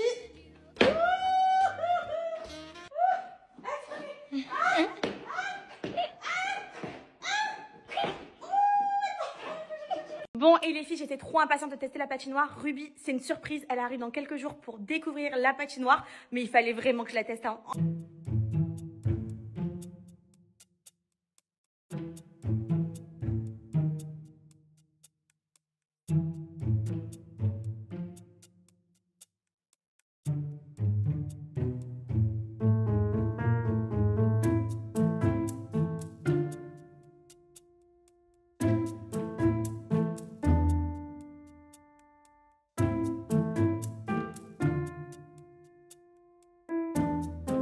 Noir. Regardez, il y a même des rennes. C'est trop beau. Il me manque encore quelques petits décors ici, mais sinon c'est bientôt terminé. Il y a même des petits rennes, oui, qui ont du vécu. Il faut savoir que moi, j'étais en Laponie. Et en Laponie, les cornes sont souvent cassées parce qu'elles tombent au fur et à mesure. Donc, on est vraiment dans le thème. Il y en a même carrément qui ont lâché prise. Il y a carrément plus de cornes. Clairement, ça fait vraiment un gros décor en pleine forêt. C'est pas terminé. Il va arriver de la neige, il va arriver des lumières supplémentaires. Mais juste, je vous montre en exclusivité. Évidemment, ça a encore choqué tout le monde. Il y en a beaucoup qui admirent la créativité de Carla Moreau, son désir de rendre Noël magique pour sa fille, et il y en a d'autres qui disent que c'est un décalage choquant avec la réalité de nombreuses familles. Les critiques fusent en disant et dire que moi je peux même pas m'acheter à manger pour Noël. Pendant ce temps, d'autres montent une patinoire dans leur salon. Quand tu as de l'argent et que tu ne sais pas quoi en faire, MDR ou encore la suite, c'est quoi? Alors vous le savez, moi j'ai toujours ce débat de si elle a les moyens et qu'elle a envie de faire plaisir et de se faire plaisir, elle peut le faire. Après, je suis en accord avec le fait que étaler comme ça sa richesse, perso, c'est quelque chose qui me dérange. Enfin, j'aime pas les gens qui vont étaler tout ça et qui, à côté, ne font aucune bonne action ou j'en sais rien. On dirait en fait qu'on ne se rend plus compte d'où l'on vient, tu vois ce que je veux dire. Cependant, si elle a les moyens et qu'elle a envie de mettre une patinoire chez elle et de faire une explosion de feux d'artifice, bah écoutez, elle fait ce qu'elle veut de son argent, tu vois. C'est triste, effectivement, je connais la réalité des choses et croyez-moi, j'en parlerai un jour, mais je connais vraiment la réalité des choses et elle a juste l'argent pour, si elle a envie de le faire, qu'elle le fasse. Et en fait, je trouve que c'est un petit peu dur envers Carla Moreau, dans le sens où quand c'est d'autres influenceurs qui sont pas issus de la télé-réalité, qui vont louer des chalets, des machins, en faisant des logos gravés sur des trucs et des bidules pour faire une soirée ou des trucs dans le genre, même pas pour faire plaisir à un enfant, juste pour faire une soirée, pour faire des photos, ça dérange moins que quand c'est Carla Moreau. Donc voilà. Carla Moreau semble assumer ses choix extravagants, mais évidemment, ça continue de diviser. Entre générosité et ostentation, on a une frontière assez fine. Quel est votre avis sur cette installation de patinoire dans son salon ? Je me suis encore fait engueuler par vous, oui, parce que quand j'ai reparlé de Dylan Thierry la semaine dernière, vous m'avez dit mais par contre t'as pas parlé de son beau-père qui l'avait maltraité quand il était enfant. Donc ok, j'ai fouiné, c'est bon, on va en parler, tout va bien. Dylan Thierry a donc été présent chez Samzira, à chaque minute il y a eu une révélation et cette fois-ci on se penche sur le fait qu'il a été maltraité durant son enfance. Dylan a révélé que de l'âge de 7 ans à 17 ans, il a vécu dans un environnement de violence constante. Il décrit son beau-père comme étant violent et a expliqué que les maltraitances étaient présentes tout le temps, sous forme de coups et de punitions absurdes. Dylan a confié qu'il avait vécu une enfance infernale, marquée par la peur et les douleurs physiques. Je cite, « C'était des coups partout, tout le temps ». Ces années de souffrance l'ont profondément marqué et ont donc façonné son caractère et sa volonté de vouloir aider les enfants en difficulté, selon ce qu'il dit. Pour fuir ce climat de terreur, il passait ses week-ends à l'internat plutôt que de rentrer chez lui. Et dans ces moments-là, il n'avait ni télé ni jouets et il était souvent confiné dans sa chambre. Il a dit c'était non-stop durant 9 ans. 9 ans, c'est très très long. Malgré les épreuves qu'il a traversées, Dylan a utilisé son passé pour nourrir ses engagements actuels, aider les enfants en difficulté. On est sur des expériences traumatisantes qui l'auraient donc poussé aujourd'hui à se battre pour offrir une vie meilleure à ceux qui vivent malheureusement des situations similaires. Aujourd'hui, il se consacre à cette mission avec détermination. Le témoignage de Dylan Thierry, qu'on l'apprécie ou non, on est quand même sur un témoignage qui est lourd, on va pas se mentir, et ça a bouleversé pas mal de personnes, même celles et ceux qui le détestent ont été bouleversés. Et personnellement, moi je trouve qu'il a quand même un certain courage de se livrer comme ça après des années de souffrance, alors qu'il sait qu'il n'est pas apprécié. Alors soit effectivement c'est pour amadouer tout le monde, soit c'est parce qu'il avait envie de se livrer, j'en sais rien. Je vous laisse regarder si vous n'avez pas vu, parce que je sais que beaucoup de gens n'ont pas voulu voir cette interview, je peux comprendre. C'est vrai que c'était un beau-père qui te frappait ? Ouais, il a été violent, ouais. Durant plusieurs années, ouais. À partir de quel âge tu as commencé à recevoir les coups de ce beau-père ? De mes 6 ans, 7 ans jusqu'à mes 16, 17 ans. Ah quand même ? Ouais, c'était long, ouais. Qu'est-ce qu'il te faisait ce beau-père ? Des dingueries. Il pouvait me mettre dans le coin, les mains derrière la tête, une jambe levée, dès qu'elle touchait le sol, c'était la ceinture. C'était des coups partout, tout le temps. Tu te souviens comment tu le vivais ? Qu'est-ce que tu te disais petit dans ton fort intérieur ? Ouais, je me disais, ouais. Tu te disais quoi ? Je me disais des dingueries, je me disais... En fait, aujourd'hui, j'ai tellement de la peine pour cet enfant, mais tellement de la peine, et c'est ça qui m'a donné envie de sauver tout le monde, entre guillemets. Mais j'ai tellement... Si je te parle de cet enfant qui a subi ça, j'ai trop de peine pour lui. C'était triste, en fait. C'était tous les jours. À l'époque, carrément, j'étais à l'internat. Je demandais à l'internat de me garder les week-ends pour pas rentrer. Parce que c'était tout le temps sans raison, pas de télé. Rien en fait, pas de jouets, tu restais dans ta chambre, il rentrait des coups. C'était non-stop en fait.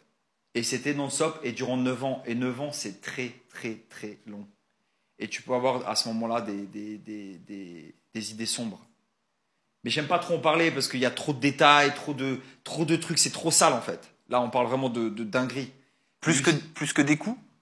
Non, c'est que des coups. Il n'y a pas eu d'attouchement ou autre, c'est que des coups. Mais c'est sans cesse. C'est tout le temps. En fait, c'est vivre pendant 9 ans avec la peur. C'était en fait, je peux te donner un exemple. Je devais aller chercher de l'eau, des 6-packs, et il me disait, t'as 14 minutes. Si je venais à 16 minutes, c'était fini. Donc j'y allais en courant, je revenais en courant, et si j'avais l'idée de me prendre une sucette ou un truc, j'étais mort aussi.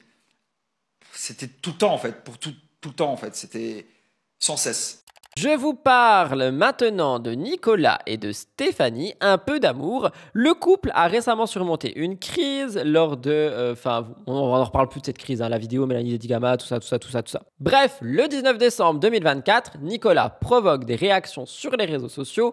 Il se filme en train de faire des tâches ménagères. On en a parlé la semaine dernière et ça vous a beaucoup choqué. Bien que son geste ait été loué par certains, beaucoup ont trouvé sa publication un peu trop vantarde justement, le qualifiant de tentative maladroite de se mettre en avant. Malgré les critiques, Nico a rappelé l'importance de partager les tâches ménagères dans le couple et lors d'une session questions-réponses un peu plus tard, ils ont évoqué d'autres sujets, notamment un enfant. Et oui, bien que Nico ait révélé qu'il avait déjà parlé de ce sujet avec Stéphanie, il a dit que ça restait encore prématuré étant donné que leur relation n'a que 4 mois. Cependant, les deux ont plaisanté sur la possibilité d'avoir un enfant dans les 3 ou 4 prochaines années en tenant compte des âges respectifs et des envies de chacun. Stéphanie, elle est déjà maman de 2 enfants et elle avait au départ l'idée d'avoir un autre bébé, mais avec le temps, elle semble plus ouverte à la possibilité. Surtout après les discussions avec Nico, celui-ci, il veut une famille beaucoup plus grande et il espère offrir à son fils Zlatan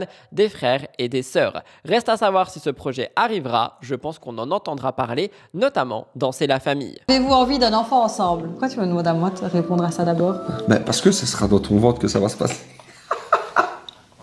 Bon, pour répondre à cette question... Ah là, on a plus du mal, hein? C'est encore un peu tôt pour en parler, je trouve. Ça fait 4 mois qu'on est ensemble, mais oui, on a déjà eu cette discussion-là. Parce qu'il faut savoir que j'ai que 30 ans. Bon, elle en a 42, mais... Alors déjà, j'ai 36 ans. Déjà, oui, je pense que si j'ai un enfant dans le futur avec toi, ce sera pas... Je me vois pas après 40 ans avoir un enfant. Donc ça sera dans les 3 ans à venir? 4 ans. J'ai pas encore mes 36 ans. Ouais, c'est vrai. Déjà, sur le comptoir, à la base, j'avais dit que j'en voulais plus. Donc voilà, c'est vrai qu'au départ... Au départ, j'étais recta. Steph, elle a déjà 2 enfants, elle en voulait plus du tout. Puis, je sais pas, on a eu cette discussion-là. Et plus les semaines avançaient, et plus j'ai l'impression qu'elle était... qu'elle disait mais pas qui non. m'en a parlé? C'est moi, ouais. Ah, voilà, enfin, c'est sorti.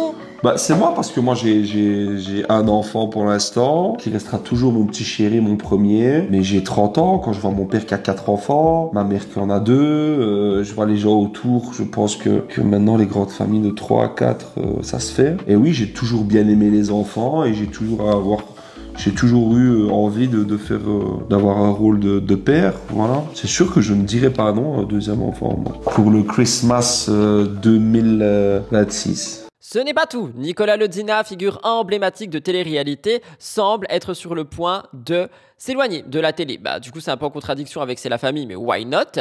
Apparemment, il envisagerait sérieusement de fonder une famille et donc de s'éloigner de la télé-réalité. Après plus de 10 ans de présence dans les émissions télé où il a marqué les esprits, Nicolas, a.k.a. le Lord, a récemment évoqué son désir de mettre un terme à sa carrière dans ce domaine.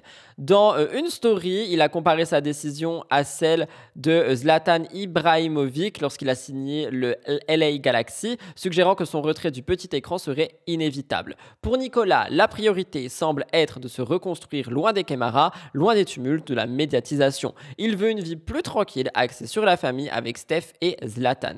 Un futur qui pourrait bien marquer la fin de son aventure dans l'univers de la télé-réalité. Et du coup, les fans sont un petit peu tristes parce que c'est vrai que le Lord, il a quand même son personnage et si on ne le voit plus, ce serait triste. Alors pour réagir, dire, encore une fois, j'arrive pas à comprendre pourquoi est-ce qu'ils disent tous qu'ils arrêtent la télé alors qu'ils vont dans C'est la famille.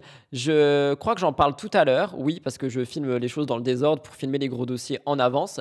J'ai l'impression que c'est un peu hypocrite. Enfin, dans C'est la famille, t'as quand même des caméras, des tournages, t'as un tournage, quoi, même si tu suives dans ton quotidien, t'as des gens qui sont là, donc c'est un tournage qui est diffusé, etc. Donc, je sais pas, je comprends pas. Mais en tout cas, je peux comprendre qu'ils veulent se concentrer sur sa vie personnelle.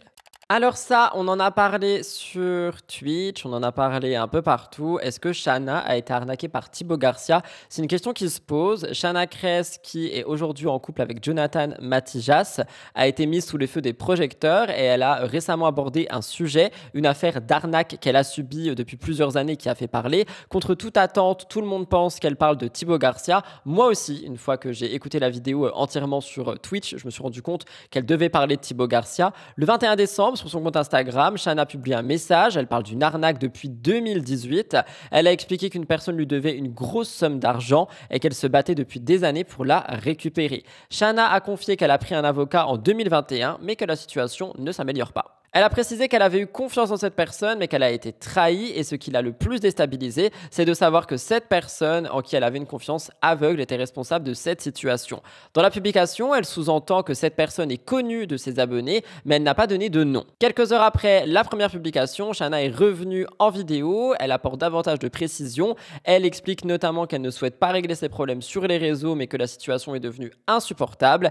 Elle explique qu'elle a dû se battre pendant 7 ans pour récupérer ce qui lui est dû sans succès et que cette fois-ci, elle a indiqué que la personne impliquée dans l'arnaque avait été une ou un collaboratrice de longue date. Les internautes intrigués ont vite fait le lien entre ces déclarations et Thibaut Garcia, l'ex-compagnon de Shana. En effet, le couple avait fondé ensemble une marque, B. Bryans, qui était véritablement un succès. De plus, certains commentaires d'abonnés ont renforcé l'hypothèse. Notamment, on peut lire, même si elle ne cite pas de nom, selon moi, Shana parle clairement de Thibaut qui lui doit des sous. Les spéculations ont rapidement fusé. Plusieurs fans de Shana ont estimé que la personne est Thibaut et cette situation est d'autant plus plausible parce que les deux ont travaillé ensemble il y a des années et les dates concordent et même si personne n'a été visé directement, eh bien on peut pas nier que c'est vraiment quelqu'un qui est en train de ressortir. Malgré les spéculations, Shana reste concentrée sur l'essentiel, obtenir réparation et ce qui lui est dû. Elle dit, je cite, « J'espère que la justice fera son travail ». Pour le moment, Shana semble prendre les devants et régler cette affaire de manière ferme et déterminée. Thibaut n'a pas réagi et donc on peut toujours se poser la question, est-ce qu'il réagira ou non? Est-ce que Shana parle de lui? Quoi qu'il en soit, cette situation dévoilée soulève de nombreuses questions et l'affaire est loin d'être terminée. Je vous laisse regarder un petit moment. Je ne sais même pas quel but a cette story, je vous dis réellement, genre, c'est juste que ça fait plusieurs fois où je me dis, est-ce que je prends mon téléphone, est-ce que je fais une vidéo et je raconte ce qui se passe? Est-ce que je le fais pas? Est-ce que, et j'ai pas envie parce que je suis pas quelqu'un qui est méchante et je souhaite pas le mal aux gens, même si certains aujourd'hui dont je parle là, c'est pas mes pires ennemis parce que j'en ai rien à cirer de leur vie, tu vois, genre en mode je suis passée à autre chose, mais je suis tout le temps mêlée à ce truc là parce qu'en fait j'ai pas le choix, parce que je vis une injustice, parce que aujourd'hui j'ai travaillé avec des gens qui me doivent énormément d'argent et aujourd'hui je pourrais encore en réclamer sur ce qui se passe et je veux pas. Je veux juste genre à l'époque de ce qui s'est passé, qu'on me donne ce qu'on me doit. Je ne suis pas une personne qui est gourmande, tu vois, et ça fait 7 ans que je me bats pour ça, que c'était à l'époque, genre je gratte pas ce qu'il y a aujourd'hui, tu vois. Et que je suis toujours en train d'être là et d'attendre après la justice, et que chacun vit sa best life. Je regarde pas leur vie, tu vois, parce qu'ils sont sur les réseaux, mais genre, j'ai juste envie que ça avance, que c'est fatigant psychologiquement, tu vois. Bref, dans tous les cas, les amis, quand il vous arrive quelque chose, il y a un bon et un mauvais moment de le faire ou pas, je ne sais pas. En tout cas, sachez que là, si je le fais, comme je vous ai dit, je ne sais même pas en fait, c'est juste que je l'ai expliqué à mon chéri. De faire des stories pour moi c'est un peu thérapeutique parfois parce que j'ai l'impression que je me confie à une amie, tu vois, qui me comprend, je vous parle et genre ça me fait du bien. Je suis quelqu'un qui est énormément dans l'émotion, qui a besoin de parler et des fois je vous dis une vérité, aujourd'hui j'ai très peu d'amis, j'ai très peu de personnes à qui je raconte ce qui se passe, mis à part mon chéri, mais tu sais ton chéri c'est toujours un peu compliqué, même si mon chéri je lui raconte tout etc, mais c'est pas comme quand je raconte un truc à ma pote, tu vois. Et là je pense qu'aujourd'hui j'avais juste besoin de me confier à vous sur ça sans aller trop loin dans l'histoire parce que comme j'ai dit mon but c'est pas de détruire les gens, mais j'ai vraiment hâte que cette histoire avance tout simplement parce que j'ai envie de passer à autre chose, tu vois, genre juste allez c'est bon quoi, voilà. Mon avis est qu'au début, dans le chat Twitch, quand on a regardé cette vidéo, il y a beaucoup de gens qui ont dit que c'était possiblement également Les Anges, la production, peut-être par rapport à un disque qu'elle a fait dans Les Anges et l'argent qu'elle n'a pas touché, etc. Cependant, eh bien, la production des Anges n'est pas influenceur et Shana précise que les personnes sont sur les réseaux, qu'on les connaît, etc. Et une fois, à partir du moment où elle a parlé d'argent, d'arnaque et tout le monde a pensé à Thibaut Garcia. Donc on verra bien ce qu'il en est, mais en tout cas, elle a l'air d'en avoir gros sur la patate. Cindy et Edgar, le couple emblématique de Love Island, semble être à un tournant de leur relation. Selon les informations récentes, ils auraient pris la décision de mettre leur histoire en pause et certains évoquent une séparation définitive. Depuis leur victoire dans Love Island, le couple a été perçu comme un couple solide et amoureux et ils avaient d'ailleurs intégré les 50 saison 2. Cependant, leur participation à ce programme a eu un impact sur leur relation. Cindy avait confié dans une interview que l'émission avait laissé des marques indélébiles dans leur couple, expliquant que la gestion de leur relation au sein du jeu entre stratégie et sentiment n'avait pas été facile. En novembre 2024, Cindy publie des messages sur son compte X qui ont alimenté les interrogations. Elle dit « Coucou les amis, sachez que vous ne verrez pas trop de Cindgar ces temps-ci ou même après. Je sais que ça peut en décevoir certains, j'ai envie de me concentrer sur ma vie pro et orienter mon contenu sur celle-ci. » Ce message sème le doute parmi les abonnés et beaucoup se disent qu'il y a peut-être une rupture. Aquababe, blogueur bien connu, a confirmé que Cindy et Edgar étaient toujours ensemble mais qu'ils se concentraient sur leurs projets pro respectifs à ce moment. Et en décembre 2024, on a eu un peu plus de clarté. Selon Aquababe, la distance prise par le couple serait liée au tournage de The Power. Cindy y a participé, mais pas Edgar. Ce programme semble avoir permis à Cindy de se remettre en question et de se concentrer sur ses aspirations perso et pro. Et après avoir fait de nombreux sacrifices dans sa relation longue distance avec Edgar, Cindy semble avoir décidé de se recentrer sur elle-même. Le 25 décembre, elle prend la parole sur X. Elle dit « Les infos de l'article viennent de moi. Il n'y a rien que ma vraie communauté ne sache pas. Je voulais que tout soit clair et qu'on nous laisse tranquille. Rupture définitive ou simple pause pour mieux se retrouver. Point d'interrogation. » La séparation de Cindy et Edgar est encore entourée de quelques zones d'ombre, mais le couple semble effectivement, dans tous les cas, prendre du temps chacun de leur côté. Est-ce que c'est quelque chose qui va permettre de les sauver? J'en sais rien. En tous les cas, personnellement, je les ai pas suivis dans Love Island, mais dans les 50 et je les ai trouvés adorables. Donc je verrai bien ce qu'il y a dans The Power. Qu'en pensez-vous? Jessica Tivna a répondu à la polémique de la semaine dernière. Alors ça va être assez court, hein, mais vous savez, Jessica Tivna elle est souvent critiquée pour ses chirurgies esthétiques. Récemment, il y avait une vidéo qui avait suscité de vives réactions. Les internautes avaient noté un changement dans ses joues qui a été plus creusée, mais également plus proéminente. Certains avaient dit elle est devenue trop accro, on dirait les Bogdanov. Ces commentaires négatifs ont rapidement pris de l'ampleur. Jessica a été sous le feu de projecteurs et évidemment, elle a décidé de répondre directement aux accusations. Dans une série de vidéos publiées, elle a nié avoir retouché ses joues. Selon elle, cette apparence est due à une perte de poids récente. Elle dit « Si j'avais refait mes joues, je l'aurais assumé comme toujours. Je n'ai jamais eu de problème avec ça. » Jessica n'est pas étrangère aux commentaires sur son apparence. Elle a toujours assumé ses interventions esthétiques passées, n'a jamais hésité à en parler. Avec cette mise au point, elle espère mettre fin aux spéculations et recentrer l'attention sur ce qui compte vraiment pour elle, sa famille et son bien-être. Une fois encore, elle prouve que transparence et sincérité sont les meilleurs alliés par rapport aux critiques. Je vous laisse regarder. Jamel qui est arrivé à la maison, il me dit viens voir, fais voir tes joues. Je dis mais j'ai rien fait à mes joues. Enfin, voilà, et je sais qu'il y a tout le monde en ce moment qui a fond sur mes joues. Non, ouais. non, là vraiment. En vrai, non. Et sur le snap, oui, sur le snap. Bah oui, bah que tu te dises. J'ai zoomé tout.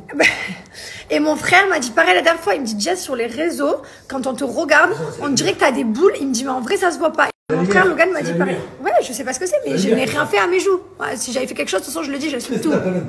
Je snapé la lumière éteinte.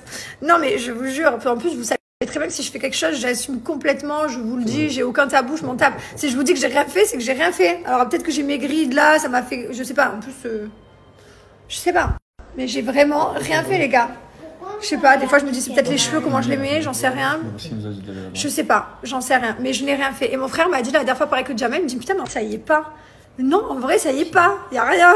Alors pour réagir, effectivement, il est possible qu'avec les injections qu'elle a déjà faites dans le passé, une perte de poids peut beaucoup plus modifier son apparence. Après, honnêtement, j'ai envie de croire Jessica, elle se cache jamais des interventions qu'elle fait, elle se cache pas de ce qu'elle fait, donc effectivement, à ne pas faire à outrance, les amis, si vous me regardez, enfin, voyez plusieurs personnes, soyez sûrs de vous, mais elle le fait, elle s'en fiche, elle le dit très clairement, donc je vois pas pourquoi est-ce qu'elle l'aurait caché. Dernière actu du cœur actu, Nadège Lacroix au plus mal. Vous le savez, depuis la naissance de son fils Elio Romeo le 26 novembre, elle partage son quotidien avec ses abonnés. Après un accouchement difficile, Nadège a pu retrouver son chez-soi, mais les difficultés ont rapidement pris le dessus. La jeune maman qui espérait allaiter son fils n'a pas pu le faire, et elle en avait parlé, et en plus des difficultés liées à l'allaitement, Nadège a dû faire face à d'autres complications de santé. Son fils souffre de pleurs récurrents et de problèmes digestifs. Nadège a expliqué que son bébé buvait des biberons à des intervalles très courts et donc il avait des coliques. Elle a également partagé que ses problèmes de digestion entraînent des gaz et des douleurs pour son bébé, donc elle a voulu repousser les horaires des biberons, mais malheureusement ça n'a pas marché. Nadège est séparée du père de l'enfant, Emmanuel, donc elle découvre la maternité toute seule. Son fils Elio Romeo occupe une place centrale dans son quotidien et malgré les difficultés, elle continue de se battre pour lui offrir sa meilleure vie possible. Le chemin de la maternité n'est pas toujours facile et Nadège semble plus que jamais déterminée à faire face à toutes les épreuves, malgré les obstacles. Pour le moment, elle reçoit le soutien de ses abonnés, mais elle reste aussi confrontée à des choix difficiles. Bon, ça fait donc bientôt 1 mois qu'elle a donné naissance à son fils, aujourd'hui ça fait 1 mois, et bien qu'elle soit la plus heureuse, le bébé attire l'attention des internautes, particulièrement vis-à-vis d'Emmanuel. De nombreux fans s'attendaient à voir comment il allait réagir, et il n'a pas réagi à la naissance du petit. Au lieu de partager un message de félicitations, il était à la salle de sport, un silence lourd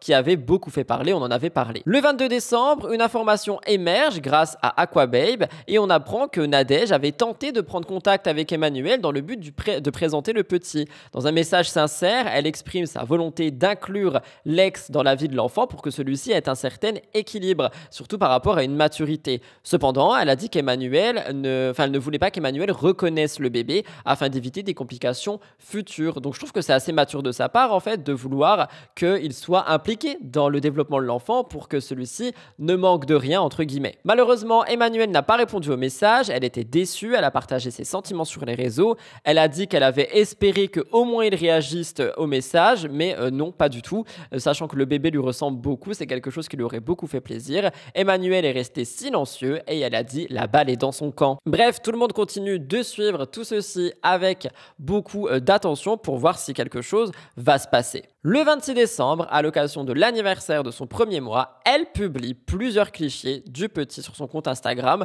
dont une photo assez touchante où elle le tient dans ses bras. On voit que c'est un shooting photo professionnel. Nadège exprime toute la gratitude qu'elle ressent pour son fils et pour ce rôle de maman. Je cite « Merci à la vie d'avoir exaucé mes prières, merci de m'avoir choisi comme maman. Tu es mon plus beau hasard, tu me combles de bonheur chaque minute. Tes sourires, tes rires et même tes pleurs me font me sentir enfin à ma place dans ce monde. Je donnerai tout pour que tu sois heureux, tu seras toujours ma priorité. » Évidemment, on voit donc le visage de l'enfant que vous ne verrez pas à travers mes contenus, mais elle a donc décidé de le montrer finalement. Ce moment marque une étape importante dans leur vie de famille et permet à Nadège de montrer un peu plus de son quotidien de maman. Le fait qu'elle ait décidé de partager le visage de son fils avec ses abonnés montre à quel point elle voulait que ce soit exceptionnel. Le message de Nadège illustre l'amour incommensurable qu'elle porte à son fils, mais aussi son engagement à lui offrir une vie plus heureuse. Alors pour réagir, je ne connais pas ces gens personnellement, mais je trouve que c'est dommage que Emmanuel ne souhaite pas réagir à tout ça. Enfin, je sais pas, au bout d'un moment, c'est quand même ton enfant. Donc, ok,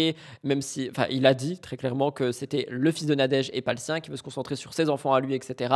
Mais au moins, rencontrer son fils, enfin, c'est son fils, je sais pas. J'ai beaucoup de mal avec ça. Vous me donnerez votre avis dans les commentaires. C'est un avis qui est très subjectif pour le coup. Voilà tout le monde pour le cœur actu cette semaine. J'espère qu'il a pu vous intéresser et vous plaire. On va passer aux 3 gros dossiers de la semaine. N'oubliez pas les amis, nous sommes à la fin de l'émission, de liker et commenter si ce n'a pas été fait et de vous abonner pour continuer de faire tourner la machine afin qu'on arrive à 100 000 abonnés un jour peut-être. En ce qui me concerne, je vous retrouve dans un instant pour les gros dossiers. C'est parti, jingle!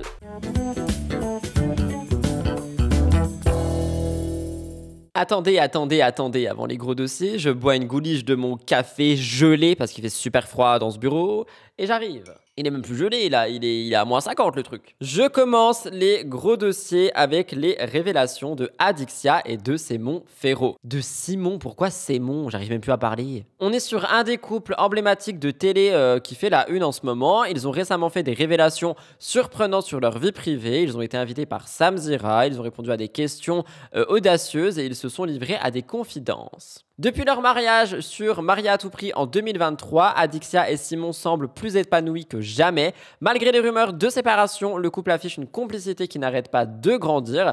Après une relation avec Simon Castaldi, Adixia a trouvé en Simon Féraud un partenaire avec qui elle partage une immense connexion. Lors de l'interview, on a des sujets qui sont revenus, notamment le sujet de leur vie intime qui a été abordé par Sam Zira. Il demande si la passion reste intacte après 1 an de mariage. Simon Féraud a dit « Moi, je n'ai jamais autant fait ça de toute ma vie. Je suis même à un point où le bras, je ne l'utilise même plus. » Voilà, on est ravis de savoir que son bras va bien. Adixia répond, elle dit « On ne se plaint pas, il n'y a pas de routine. On est banger au niveau de ça, on matche très bien. » Elle a quand même dit « On est banger au niveau de ça, de ça là. » Le couple aborde également leur créativité dans la chambre. Adixia mentionne l'utilisation de poupées en silicone pour pimenter leur relation, une pratique qu'elle avait déjà évoquée par le passé. Selon elle, ces accessoires permettent de casser la routine tout en restant connectés en tant que couple. Adixia dit quand même qu'il y avait certaines limites, je cite « Maintenant il faut pas abuser, on va pas aller à devenir un couple libre, je ne supporterai pas l'idée que quelqu'un d'autre le touche, ce n'est pas possible. » Et Simon a dit « On préfère s'amuser entre nous à la maison. » En soi ils ont raison, hein. En vrai t'as pas de tabou avec ton mec ou ta copine, bah c'est génial, tu vois, tu peux faire tout ce que tu veux. Ces confidences montrent donc qu'on est sur un couple qui n'a pas peur d'explorer de nouvelles choses avec des petits produits, hein, tout ça. Leur relation semble passionnée et équilibrée. Si vous avez regardé l'interview, vous comprenez ce que je veux dire. On est sur un couple qui est très équilibré, je trouve. Adixia et Simon continuent de captiver l'audience et d'être très sincères. Et surtout, beaucoup de personnes se posent la question, est-ce qu'un jour ils iront plus loin sur Mime et OnlyFans? Je vous laisse regarder le premier magnéto. Vous avez une haute fréquence au bout d'un an de mariage? Ah, on est bien. Ouais, on est pas mal quand même. Nous, on est bien, franchement, moi, j'ai jamais autant fait ça de toute ma vie. Je suis même à un point, le bras, je l'utilise même plus. Hein. Ah, bon, ouais. Enfin Simon, on est sans filtre. Mais Adixia, je suis pas une platine. Ouais, c'est... Non, mais par contre, franchement, sur ça, y a pas, on se plaint pas, il n'y a pas de routine, rien du tout. Franchement, on est banger au niveau de ça. On match très bien. On match très bien. Maintenant, voilà, faut pas abuser, on va pas aller en devenir un couple libre. Ça, je ne supporterais pas à l'idée que quelqu'un d'autre même le touche comme ça, c'est pas possible. On préfère s'amuser entre nous à la maison. Oui, avec des poupées, voilà, avec des poupées.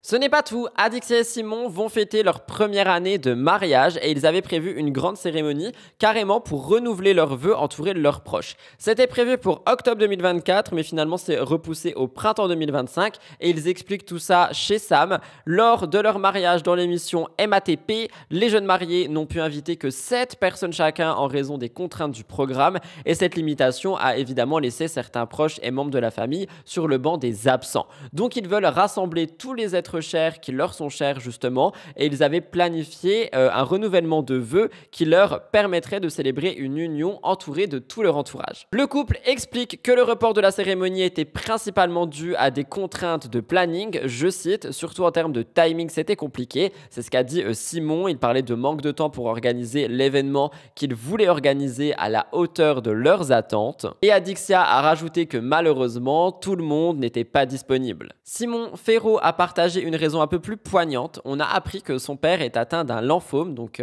des cancers des ganglions. Il suit un traitement qui est assez intensif et donc ça rend la planification d'une date précise assez complexe. Il dit, avec des traitements réguliers, c'est difficile de trouver une date fixe. Bon, après, malgré ce contretemps, Adixia et Simon continuent d'essayer d'organiser cet événement inoubliable et donc ça sera au printemps 2025 qu'on pourra découvrir cette célébration exceptionnelle. Est-ce que cet événement sera riche en émotions et magique? On verra bien. Je vous laisse regarder, je vous donne mon avis dans un petit instant. On s'est mariés un 12 octobre qui était un jeudi en 2023 et j'ai vu qu'en 2024 le 12 octobre tombait un samedi, le jour des mariages, et moi j'avais envie qu'on se remarie à cette date là, sauf que quand j'ai eu l'idée on était en juin. Ouais. Et pour un mariage, il faut quand même un peu de temps et un peu de préparation. Sauf que, quand même, on a l'opportunité d'avoir des choses... on peut avoir un mariage qui est, on va dire, la moitié du prix parce qu'il y a des collaborations, que ce soit les robes, avantages, ça c'est sûr. Les avantages, voilà, les gâteaux, la salle, enfin bref. Mais c'est vrai qu'en fait, on l'a annulé parce que pour raisons familiales et personnelles. Ouais, voilà. Puis surtout en termes de timing, on avait... Tout le monde n'était pas dispo. Voilà. Parce que c'est ce que vous avez dit sur vos réseaux sociaux et c'est vrai que ça a suscité beaucoup d'intérêt, beaucoup de curiosité. Oui. Le public se demande légitimement peut-être ce qui se cache derrière voilà, on annule le mariage pour des raisons personnelles. Ça a rien à voir entre nous deux, c'est vraiment par rapport au timing, à la famille. Parce qu'en fait, Je dis, moi, mon père est malade, donc on ne sait pas aussi quand est-ce qu'il peut être dispo, c'est un peu compliqué. Qu'est-ce qu'il a, ton papa, si je peux me permettre? Mon père, il a un cancer, moi. Il a un lymphome. Ok, qu'est-ce qu'il a? C'est quoi comme cancer? C'est un cancer des ganglions. Ok. Et il a une partie qui part pas, donc il doit se soigner régulièrement, des nouveaux traitements. Il fait plus de chimio. La chimio ne marche plus, donc il fait des nouveaux traitements qui sont en test. Okay. Et voilà, donc comme c'est un combattant, ça marche toujours, mais ça part pas, il est jamais en rémission vraiment. Alors, je trouve ça magnifique qu'ils veulent renouveler leurs vœux pour que tous leurs proches soient là. Enfin, franchement, c'est quelque chose qui est très bien. Mais j'ai une petite question. Là, récemment, j'ai vu que le teaser de C'est la famille venait de sortir et à l'affiche, nous avons Adixia et Simon Ferro. Est-ce que vous pensez que printemps 2025, il y aura la continuité du tournage? Parce qu'il me semble que C'est la famille s'est tourné juste avant l'hiver et juste après. Donc peut-être qu'au printemps, il y aura effectivement le tournage et que donc la date a potentiellement aussi été repoussée en raison de vouloir le faire pour W9, ce renouvellement de vœux. D'un côté, j'y pensais pas en fait, parce qu'en regardant l'interview, t'entends vraiment qu'ils n'ont plus du tout envie de faire de télé, qu'ils veulent vraiment rester entre eux, sur leur couple, etc. etc. Mais quand j'ai vu qu'ils étaient à l'affiche de C'est la famille, il y en a beaucoup qui disent, en tant que candidat et candidate, qui disent que C'est la famille, c'est pas un tournage, que juste ils suivent leur quotidien. Les gars, ça reste un tournage, il y a des caméras, des lumières, des micros, des ingénieurs de son, d'image, tout ça, une prod, c'est un tournage. Donc, du coup, il continue la télé finalement. Donc, est-ce que tout ça sera filmé pour C'est la famille? Peut-être bien. Deuxième gros dossier, et celui-là vous l'attendiez, Maëva Guénam vs Magali Berda, vous vouliez un point et en plus Magali elle a taclé Maëva, alors là faut en parler. Le conflit entre Maëva et Magali a pris une tournure dramatique. Maëva Guénam aurait été placée en garde à vue à Dubaï. Je vous parle de cette affaire pleine de rebondissements. Dans une story Snapchat récente, Maëva Guénam s'est exprimée sur les moments difficiles qu'elle traverse. Elle affirme être la cible d'un complot orchestré par des personnes qui serait jalouse de son succès, notamment du lancement de son parfum de niche et de sa marque de cosmétiques Snam Beauty. Face à ces attaques incessantes, Maëva confie son stress et elle évoquait la possibilité d'une incarcération. Elle disait « Je peux aller en prison, c'est pour ça que je suis moins active sur les réseaux ». Maëva semblait épuisée par tout ça et elle envisageait de renoncer à ses projets en disant « J'ai envie de tout arrêter, peut-être que ça va apaiser leur cœur ». Cependant, elle continue de puiser dans sa foi pour trouver la force de surmonter cette épreuve éprouvante et elle espère que la tempête s'arrêtera bientôt. À côté de ça, on a un différend qui date pas d'aujourd'hui entre Maëva Guénam et son ancienne agente Magali Berda qui est au cœur de cette affaire. Le point de départ est une menace attribuée à par Maëva lors d'un échange houleux, je vais t'arracher la tête, et cet incident aurait conduit la police de Dubaï à ouvrir une enquête. Alors, je débunk tout de suite parce que quand on en parle sur Twitch, il y a beaucoup de gens qui disent oui mais je vais t'arracher la tête, c'est rien, on le dit tous, etc. C'est une menace de mort qui n'est absolument pas passable dans un pays comme Dubaï. Est-ce que Dubaï est un pays? Bien sûr que oui, j'avais un doute là en un instant. Attendez, non, Dubaï c'est une ville? Oh my god, faut vraiment que je dorme. Pardon, oui, Dubaï est une ville qui est aux Émirats Arabes Unis. Oh là là, mais ça va plus Rudy Cop Cop, faut dormir hein. Bref, Maëva donc elle s'apprêtait à retourner en France pour le lancement de son parfum et elle risquait un travel ban. Elle assure cependant qu'elle a été libérée grâce à une intervention de ChatGPT. Je vous en parle de ça parce que Maëva aujourd'hui elle accuse Magali Berda d'être à l'origine de ces déboires judiciaires, affirmant que celle-ci aurait monté un dossier pour l'accuser de menaces. Elle va plus loin, l'accusant également de lui avoir volé 500 000 € et de tenter de la faire incarcérer. Maëva a dit c'est le diable en personne. Elle semble très en colère et elle dénonçait les manœuvres qu'elle attribue à Magali, tant à Dubaï qu'en France. Bref, les révélations sur une possible incarcération de Maëva Guénam ont été relayées sur les réseaux sociaux. Il y a plein de blogueurs qui en ont parlé. Les amis, je viens d'apprendre une nouvelle. Maëva est en garde à vue à cause de Magali et sa plainte. Selon les sources, Magali aurait tenté de soutirer 400 000 € à Maëva pour rembourser une dette liée à un bien partagé avec quelqu'un d'autre. Une accusation qui va donc s'ajouter à celle des 500 000 € supposément déjà dérobés par Magali. Aquababe, de son côté, suit l'affaire de près. Il a dit « Je suis à fond sur le dossier. C'est inquiétant, mais j'ai pas encore de réponse claire. » Magali Berda aussi s'est s'était confiée, on en a parlé la semaine dernière dans une story, elle parlait de manière énigmatique mais laissait sous-entendre que les choses auraient avancé pour elle. Elle disait « Je viens d'apprendre une nouvelle spectaculaire, comme quoi dans la vie il ne faut pas se réjouir du malheur des gens ». Ce message a été interprété par certains comme une référence à Maeva et ça avait donc renforcé tout le suspense autour de cette affaire. Au moment T, Maeva restait injoignable. Donc on avait eu les stories comme quoi elle disait qu'elle était en garde à vue, enfin qu'elle y allait, et après elle a été injoignable. Son téléphone était éteint selon plusieurs blogueurs, on n'avait aucune déclaration qui avait été faite et donc la situation était pleine de mystères. Tout ce qu'on savait de sûr, c'est que les tensions entre Magali et Maeva continuaient de captiver l'attention de tout le monde. Après quelques moments de silence, Maeva Guénam donne un signe de vie le 24 décembre 2024. Dans une story publiée sur Snapchat, elle rassure sa communauté et elle met fin aux rumeurs qui circulent autour de sa supposée garde à vue. Maeva affirme qu'elle n'a pas été placée en garde à vue contrairement à ce qui a été relayé. Elle a dit « Ne vous inquiétez pas, il n'y a pas eu de garde à vue, sinon je vous l'aurais dit, qu'Allah me préserve ». Avec ces mots, Maeva a cherché à apaiser ses fans qui redoutaient le pire pour elle après ces révélations. Maeva a dit qu'il ne fallait pas croire tout ce qui était dit sur son sujet. Je cite, « Les gens peuvent essayer de vous faire du mal, de monter des stratagèmes contre vous. Laissez-les, il n'y a que la vérité qui vaincra. On peut me reprocher plein de trucs, mon émotivité, mon impulsivité, que je parle sans réfléchir. Mais une chose est certaine, par Allah, je dirai toute la vérité. » Malgré la pression et les tensions actuelles, Maeva rassure tout le monde en disant qu'elle va bien, même si elle admet qu'elle vit une période difficile.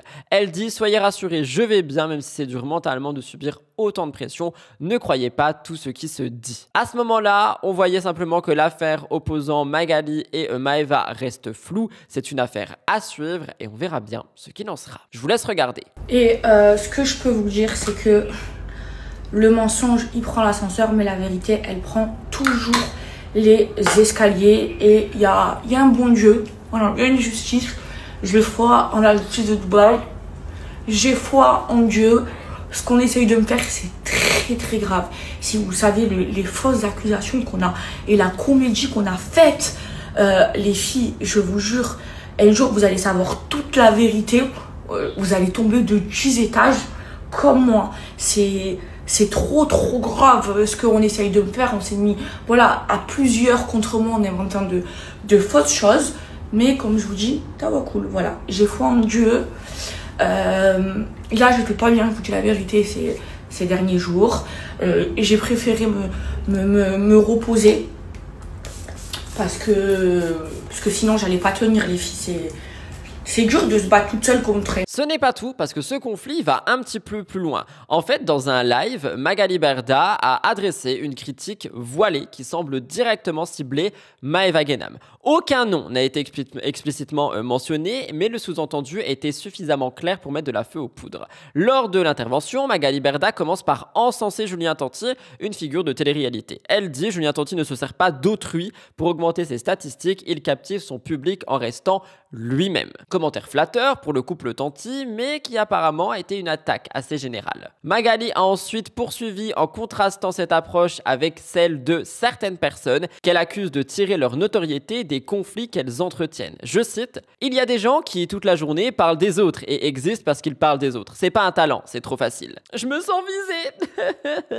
Magali Berda ne cite aucun nom, mais la description fait écho à Maeva Guénam, mais j'ai aussi vu le nom de Mila Jasmine en ressortir. Cette vidéo, ce live public de Magali pourrait bien provoquer une nouvelle réponse de Maeva Guénam. Connaissant son tempérament impulsif et notamment sa manie de répondre à tout ce qui a été dit sur elle, effectivement il pourrait y avoir une réponse. Est-ce que ce n'est pas ce que Magali chercherait pour justement remettre Maeva un peu plus dans le pétrin? J'en sais rien. Ce conflit est loin d'être terminé et je pense qu'il y aura encore de nombreux rebondissements. Regardez. Compte comme Julien Tanti, c'est quelqu'un qui aujourd'hui existe sur les réseaux, qui dénigre personne. Il arrive à garder les gens qui le suivent sans tous les jours parler des autres. Il ne garde les gens que parce qu'il est lui-même. Donc c'est ouf. Vous voyez ce que je veux dire? Pour moi, c'est ça un influenceur. C'est quelqu'un qui arrive à garder les gens et à les rendre fidèles parce qu'il leur parle, parce qu'il leur montre qui il est, parce qu'il est qui il est, parce que tout simplement il est qui il est. Donc voilà, maintenant, les gens qui toute la journée parlent des autres et existent parce qu'ils parlent des autres, c'est pas un talent. C'est trop facile. Moi, si demain, là, maintenant, je fais un live et que je vous parle de mon histoire avec un tel ou un tel, alors je vais monter à 10 000 personnes sur mon live, évidemment, je sais, mais c'est nul. C'est-à-dire, vous voyez ce que je veux dire? C'est nul. Voilà, donc je préfère avoir que 1000, mais que les 1000 ils soient là, et même s'il y en a plein qui m'aiment pas dedans, je m'en fous. Mais est-ce que tu aides les jeunes créateurs? Alors, on est en train de monter un petit pôle de micro-influenceurs. Voilà, c'est en train de se faire là. Ce n'est pas tout. Maeva Genam, vous le savez, elle traverse des crises. Le lancement de son parfum à 2000 € qui a été mis dans toutes les sauces possibles. Le lancement de Snam qui a été mis dans des sauces de plagiat. Maintenant, Magali Berda.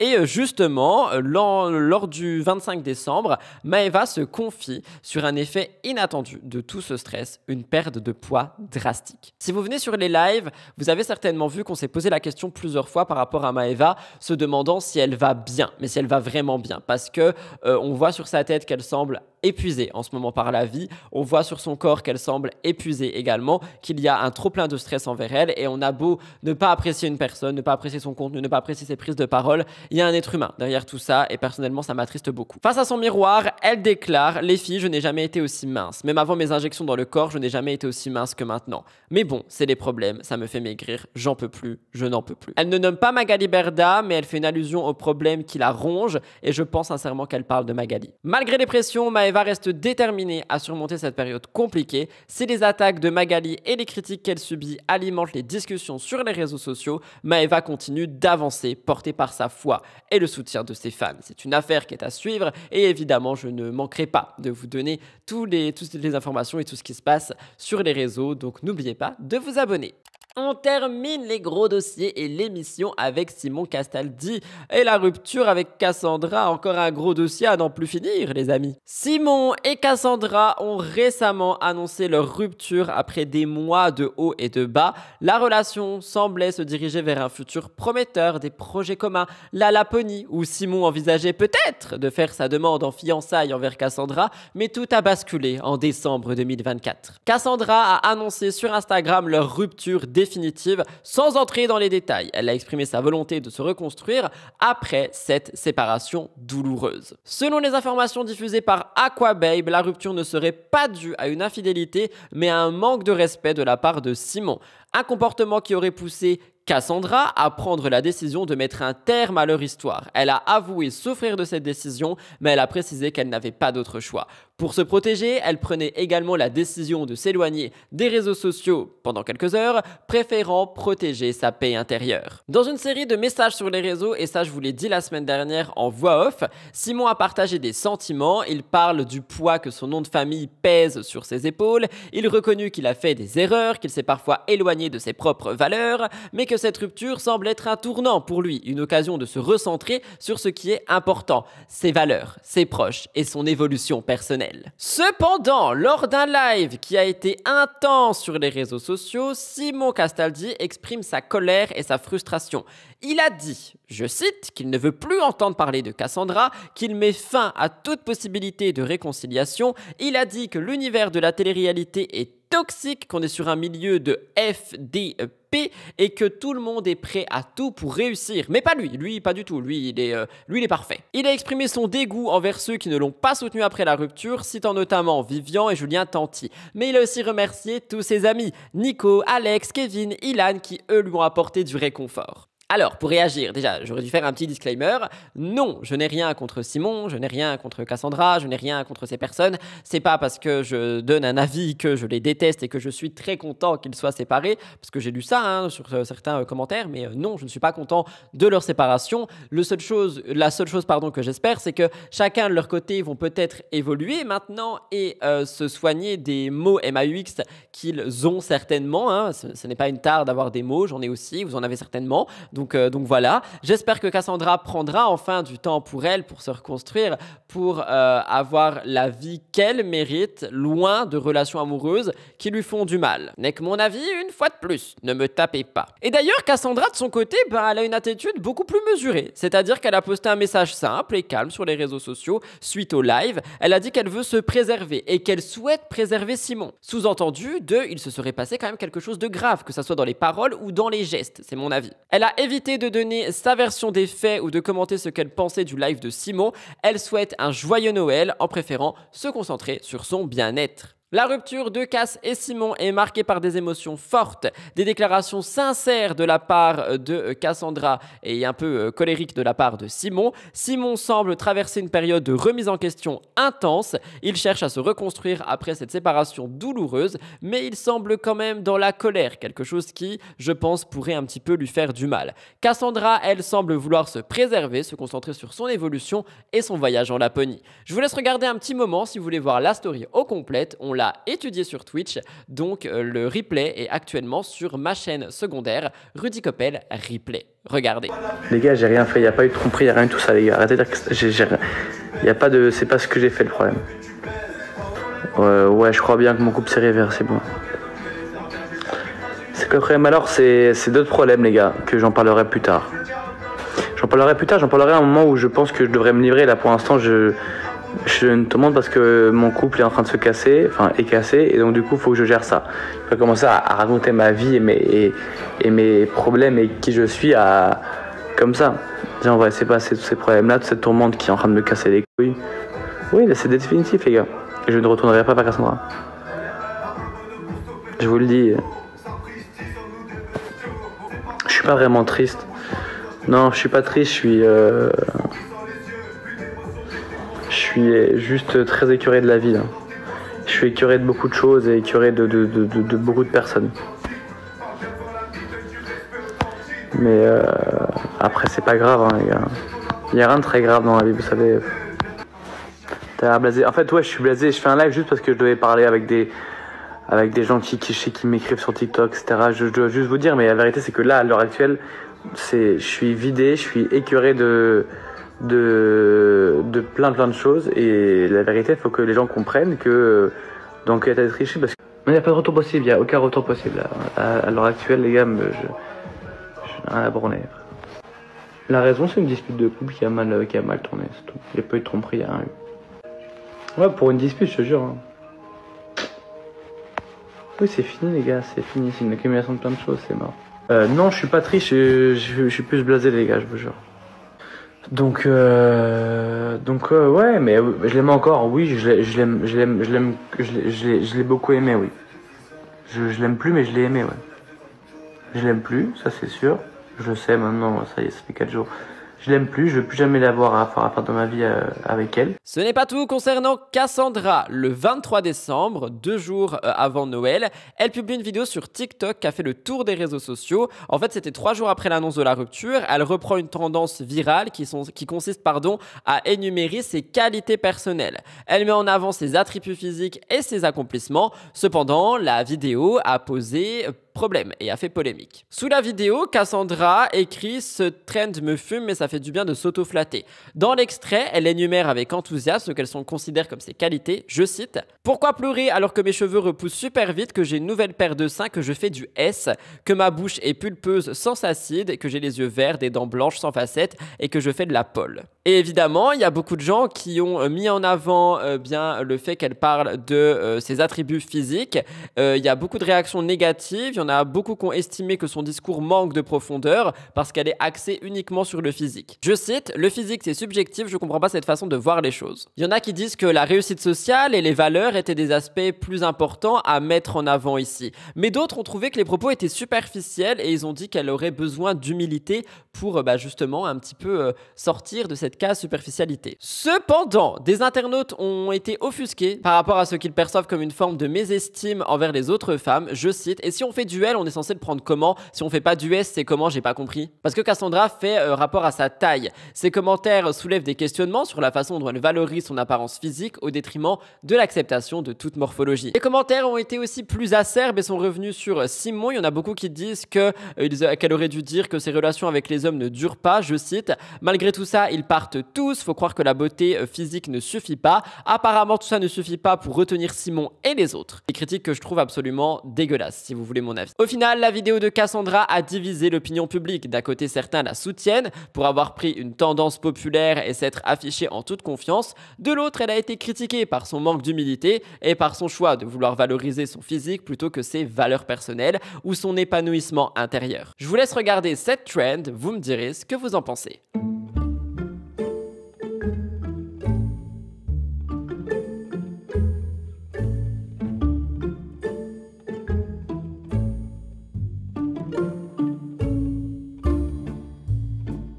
Voilà tout le monde pour Mix the Tea cette semaine. J'espère que l'émission a pu vous intéresser et vous plaire. Avant de la quitter, si vous ne l'avez toujours pas fait, passez juste en dessous de la vidéo. N'oubliez pas de liker, commenter et vous abonner. Ça prend une seconde à faire tout ça et ça aide tellement les créateurs de contenu. D'ailleurs, encore une fois, n'hésitez pas, parce que je le dis pour moi, mais à le faire pour tous les créateurs de contenu que vous consommez. Ça aide vraiment beaucoup avec l'algorithme YouTube qui en fait un petit peu que des siennes en ce moment. Je vous embrasse, je suis content que vous ayez suivi cette émission jusqu'ici. On n'oublie pas l'emoji de la semaine. Cette semaine, vu qu'on a dépassé les 60 000 abonnés et que je trouve que c'est une chance, on va pas se mentir, je vous invite à mettre le trèfle à 4 feuilles dans l'espace commentaire. C'est un secret entre nous, ne le dites pas. Si jamais vous n'avez pas l'emoji, écrivez simplement trèfle ou chance. Ça me permettra de voir qui a regardé l'émission jusqu'ici. En ce qui me concerne, je vous retrouve la semaine prochaine pour une nouvelle émission Mix the Tea. Dès demain pour Spill the Tea, mardi et jeudi pour des actus et évidemment mercredi pour l'émission spéciale influenceur. Je vous embrasse, merci pour votre fidélité, merci pour cette année pleine d'amour et pleine de bonnes choses et j'ai trop hâte de voir ce que 2025 nous réserve. Bye guys, love you, bon dimanche à vous ou bon début de semaine, suivant quand vous m'écoutez.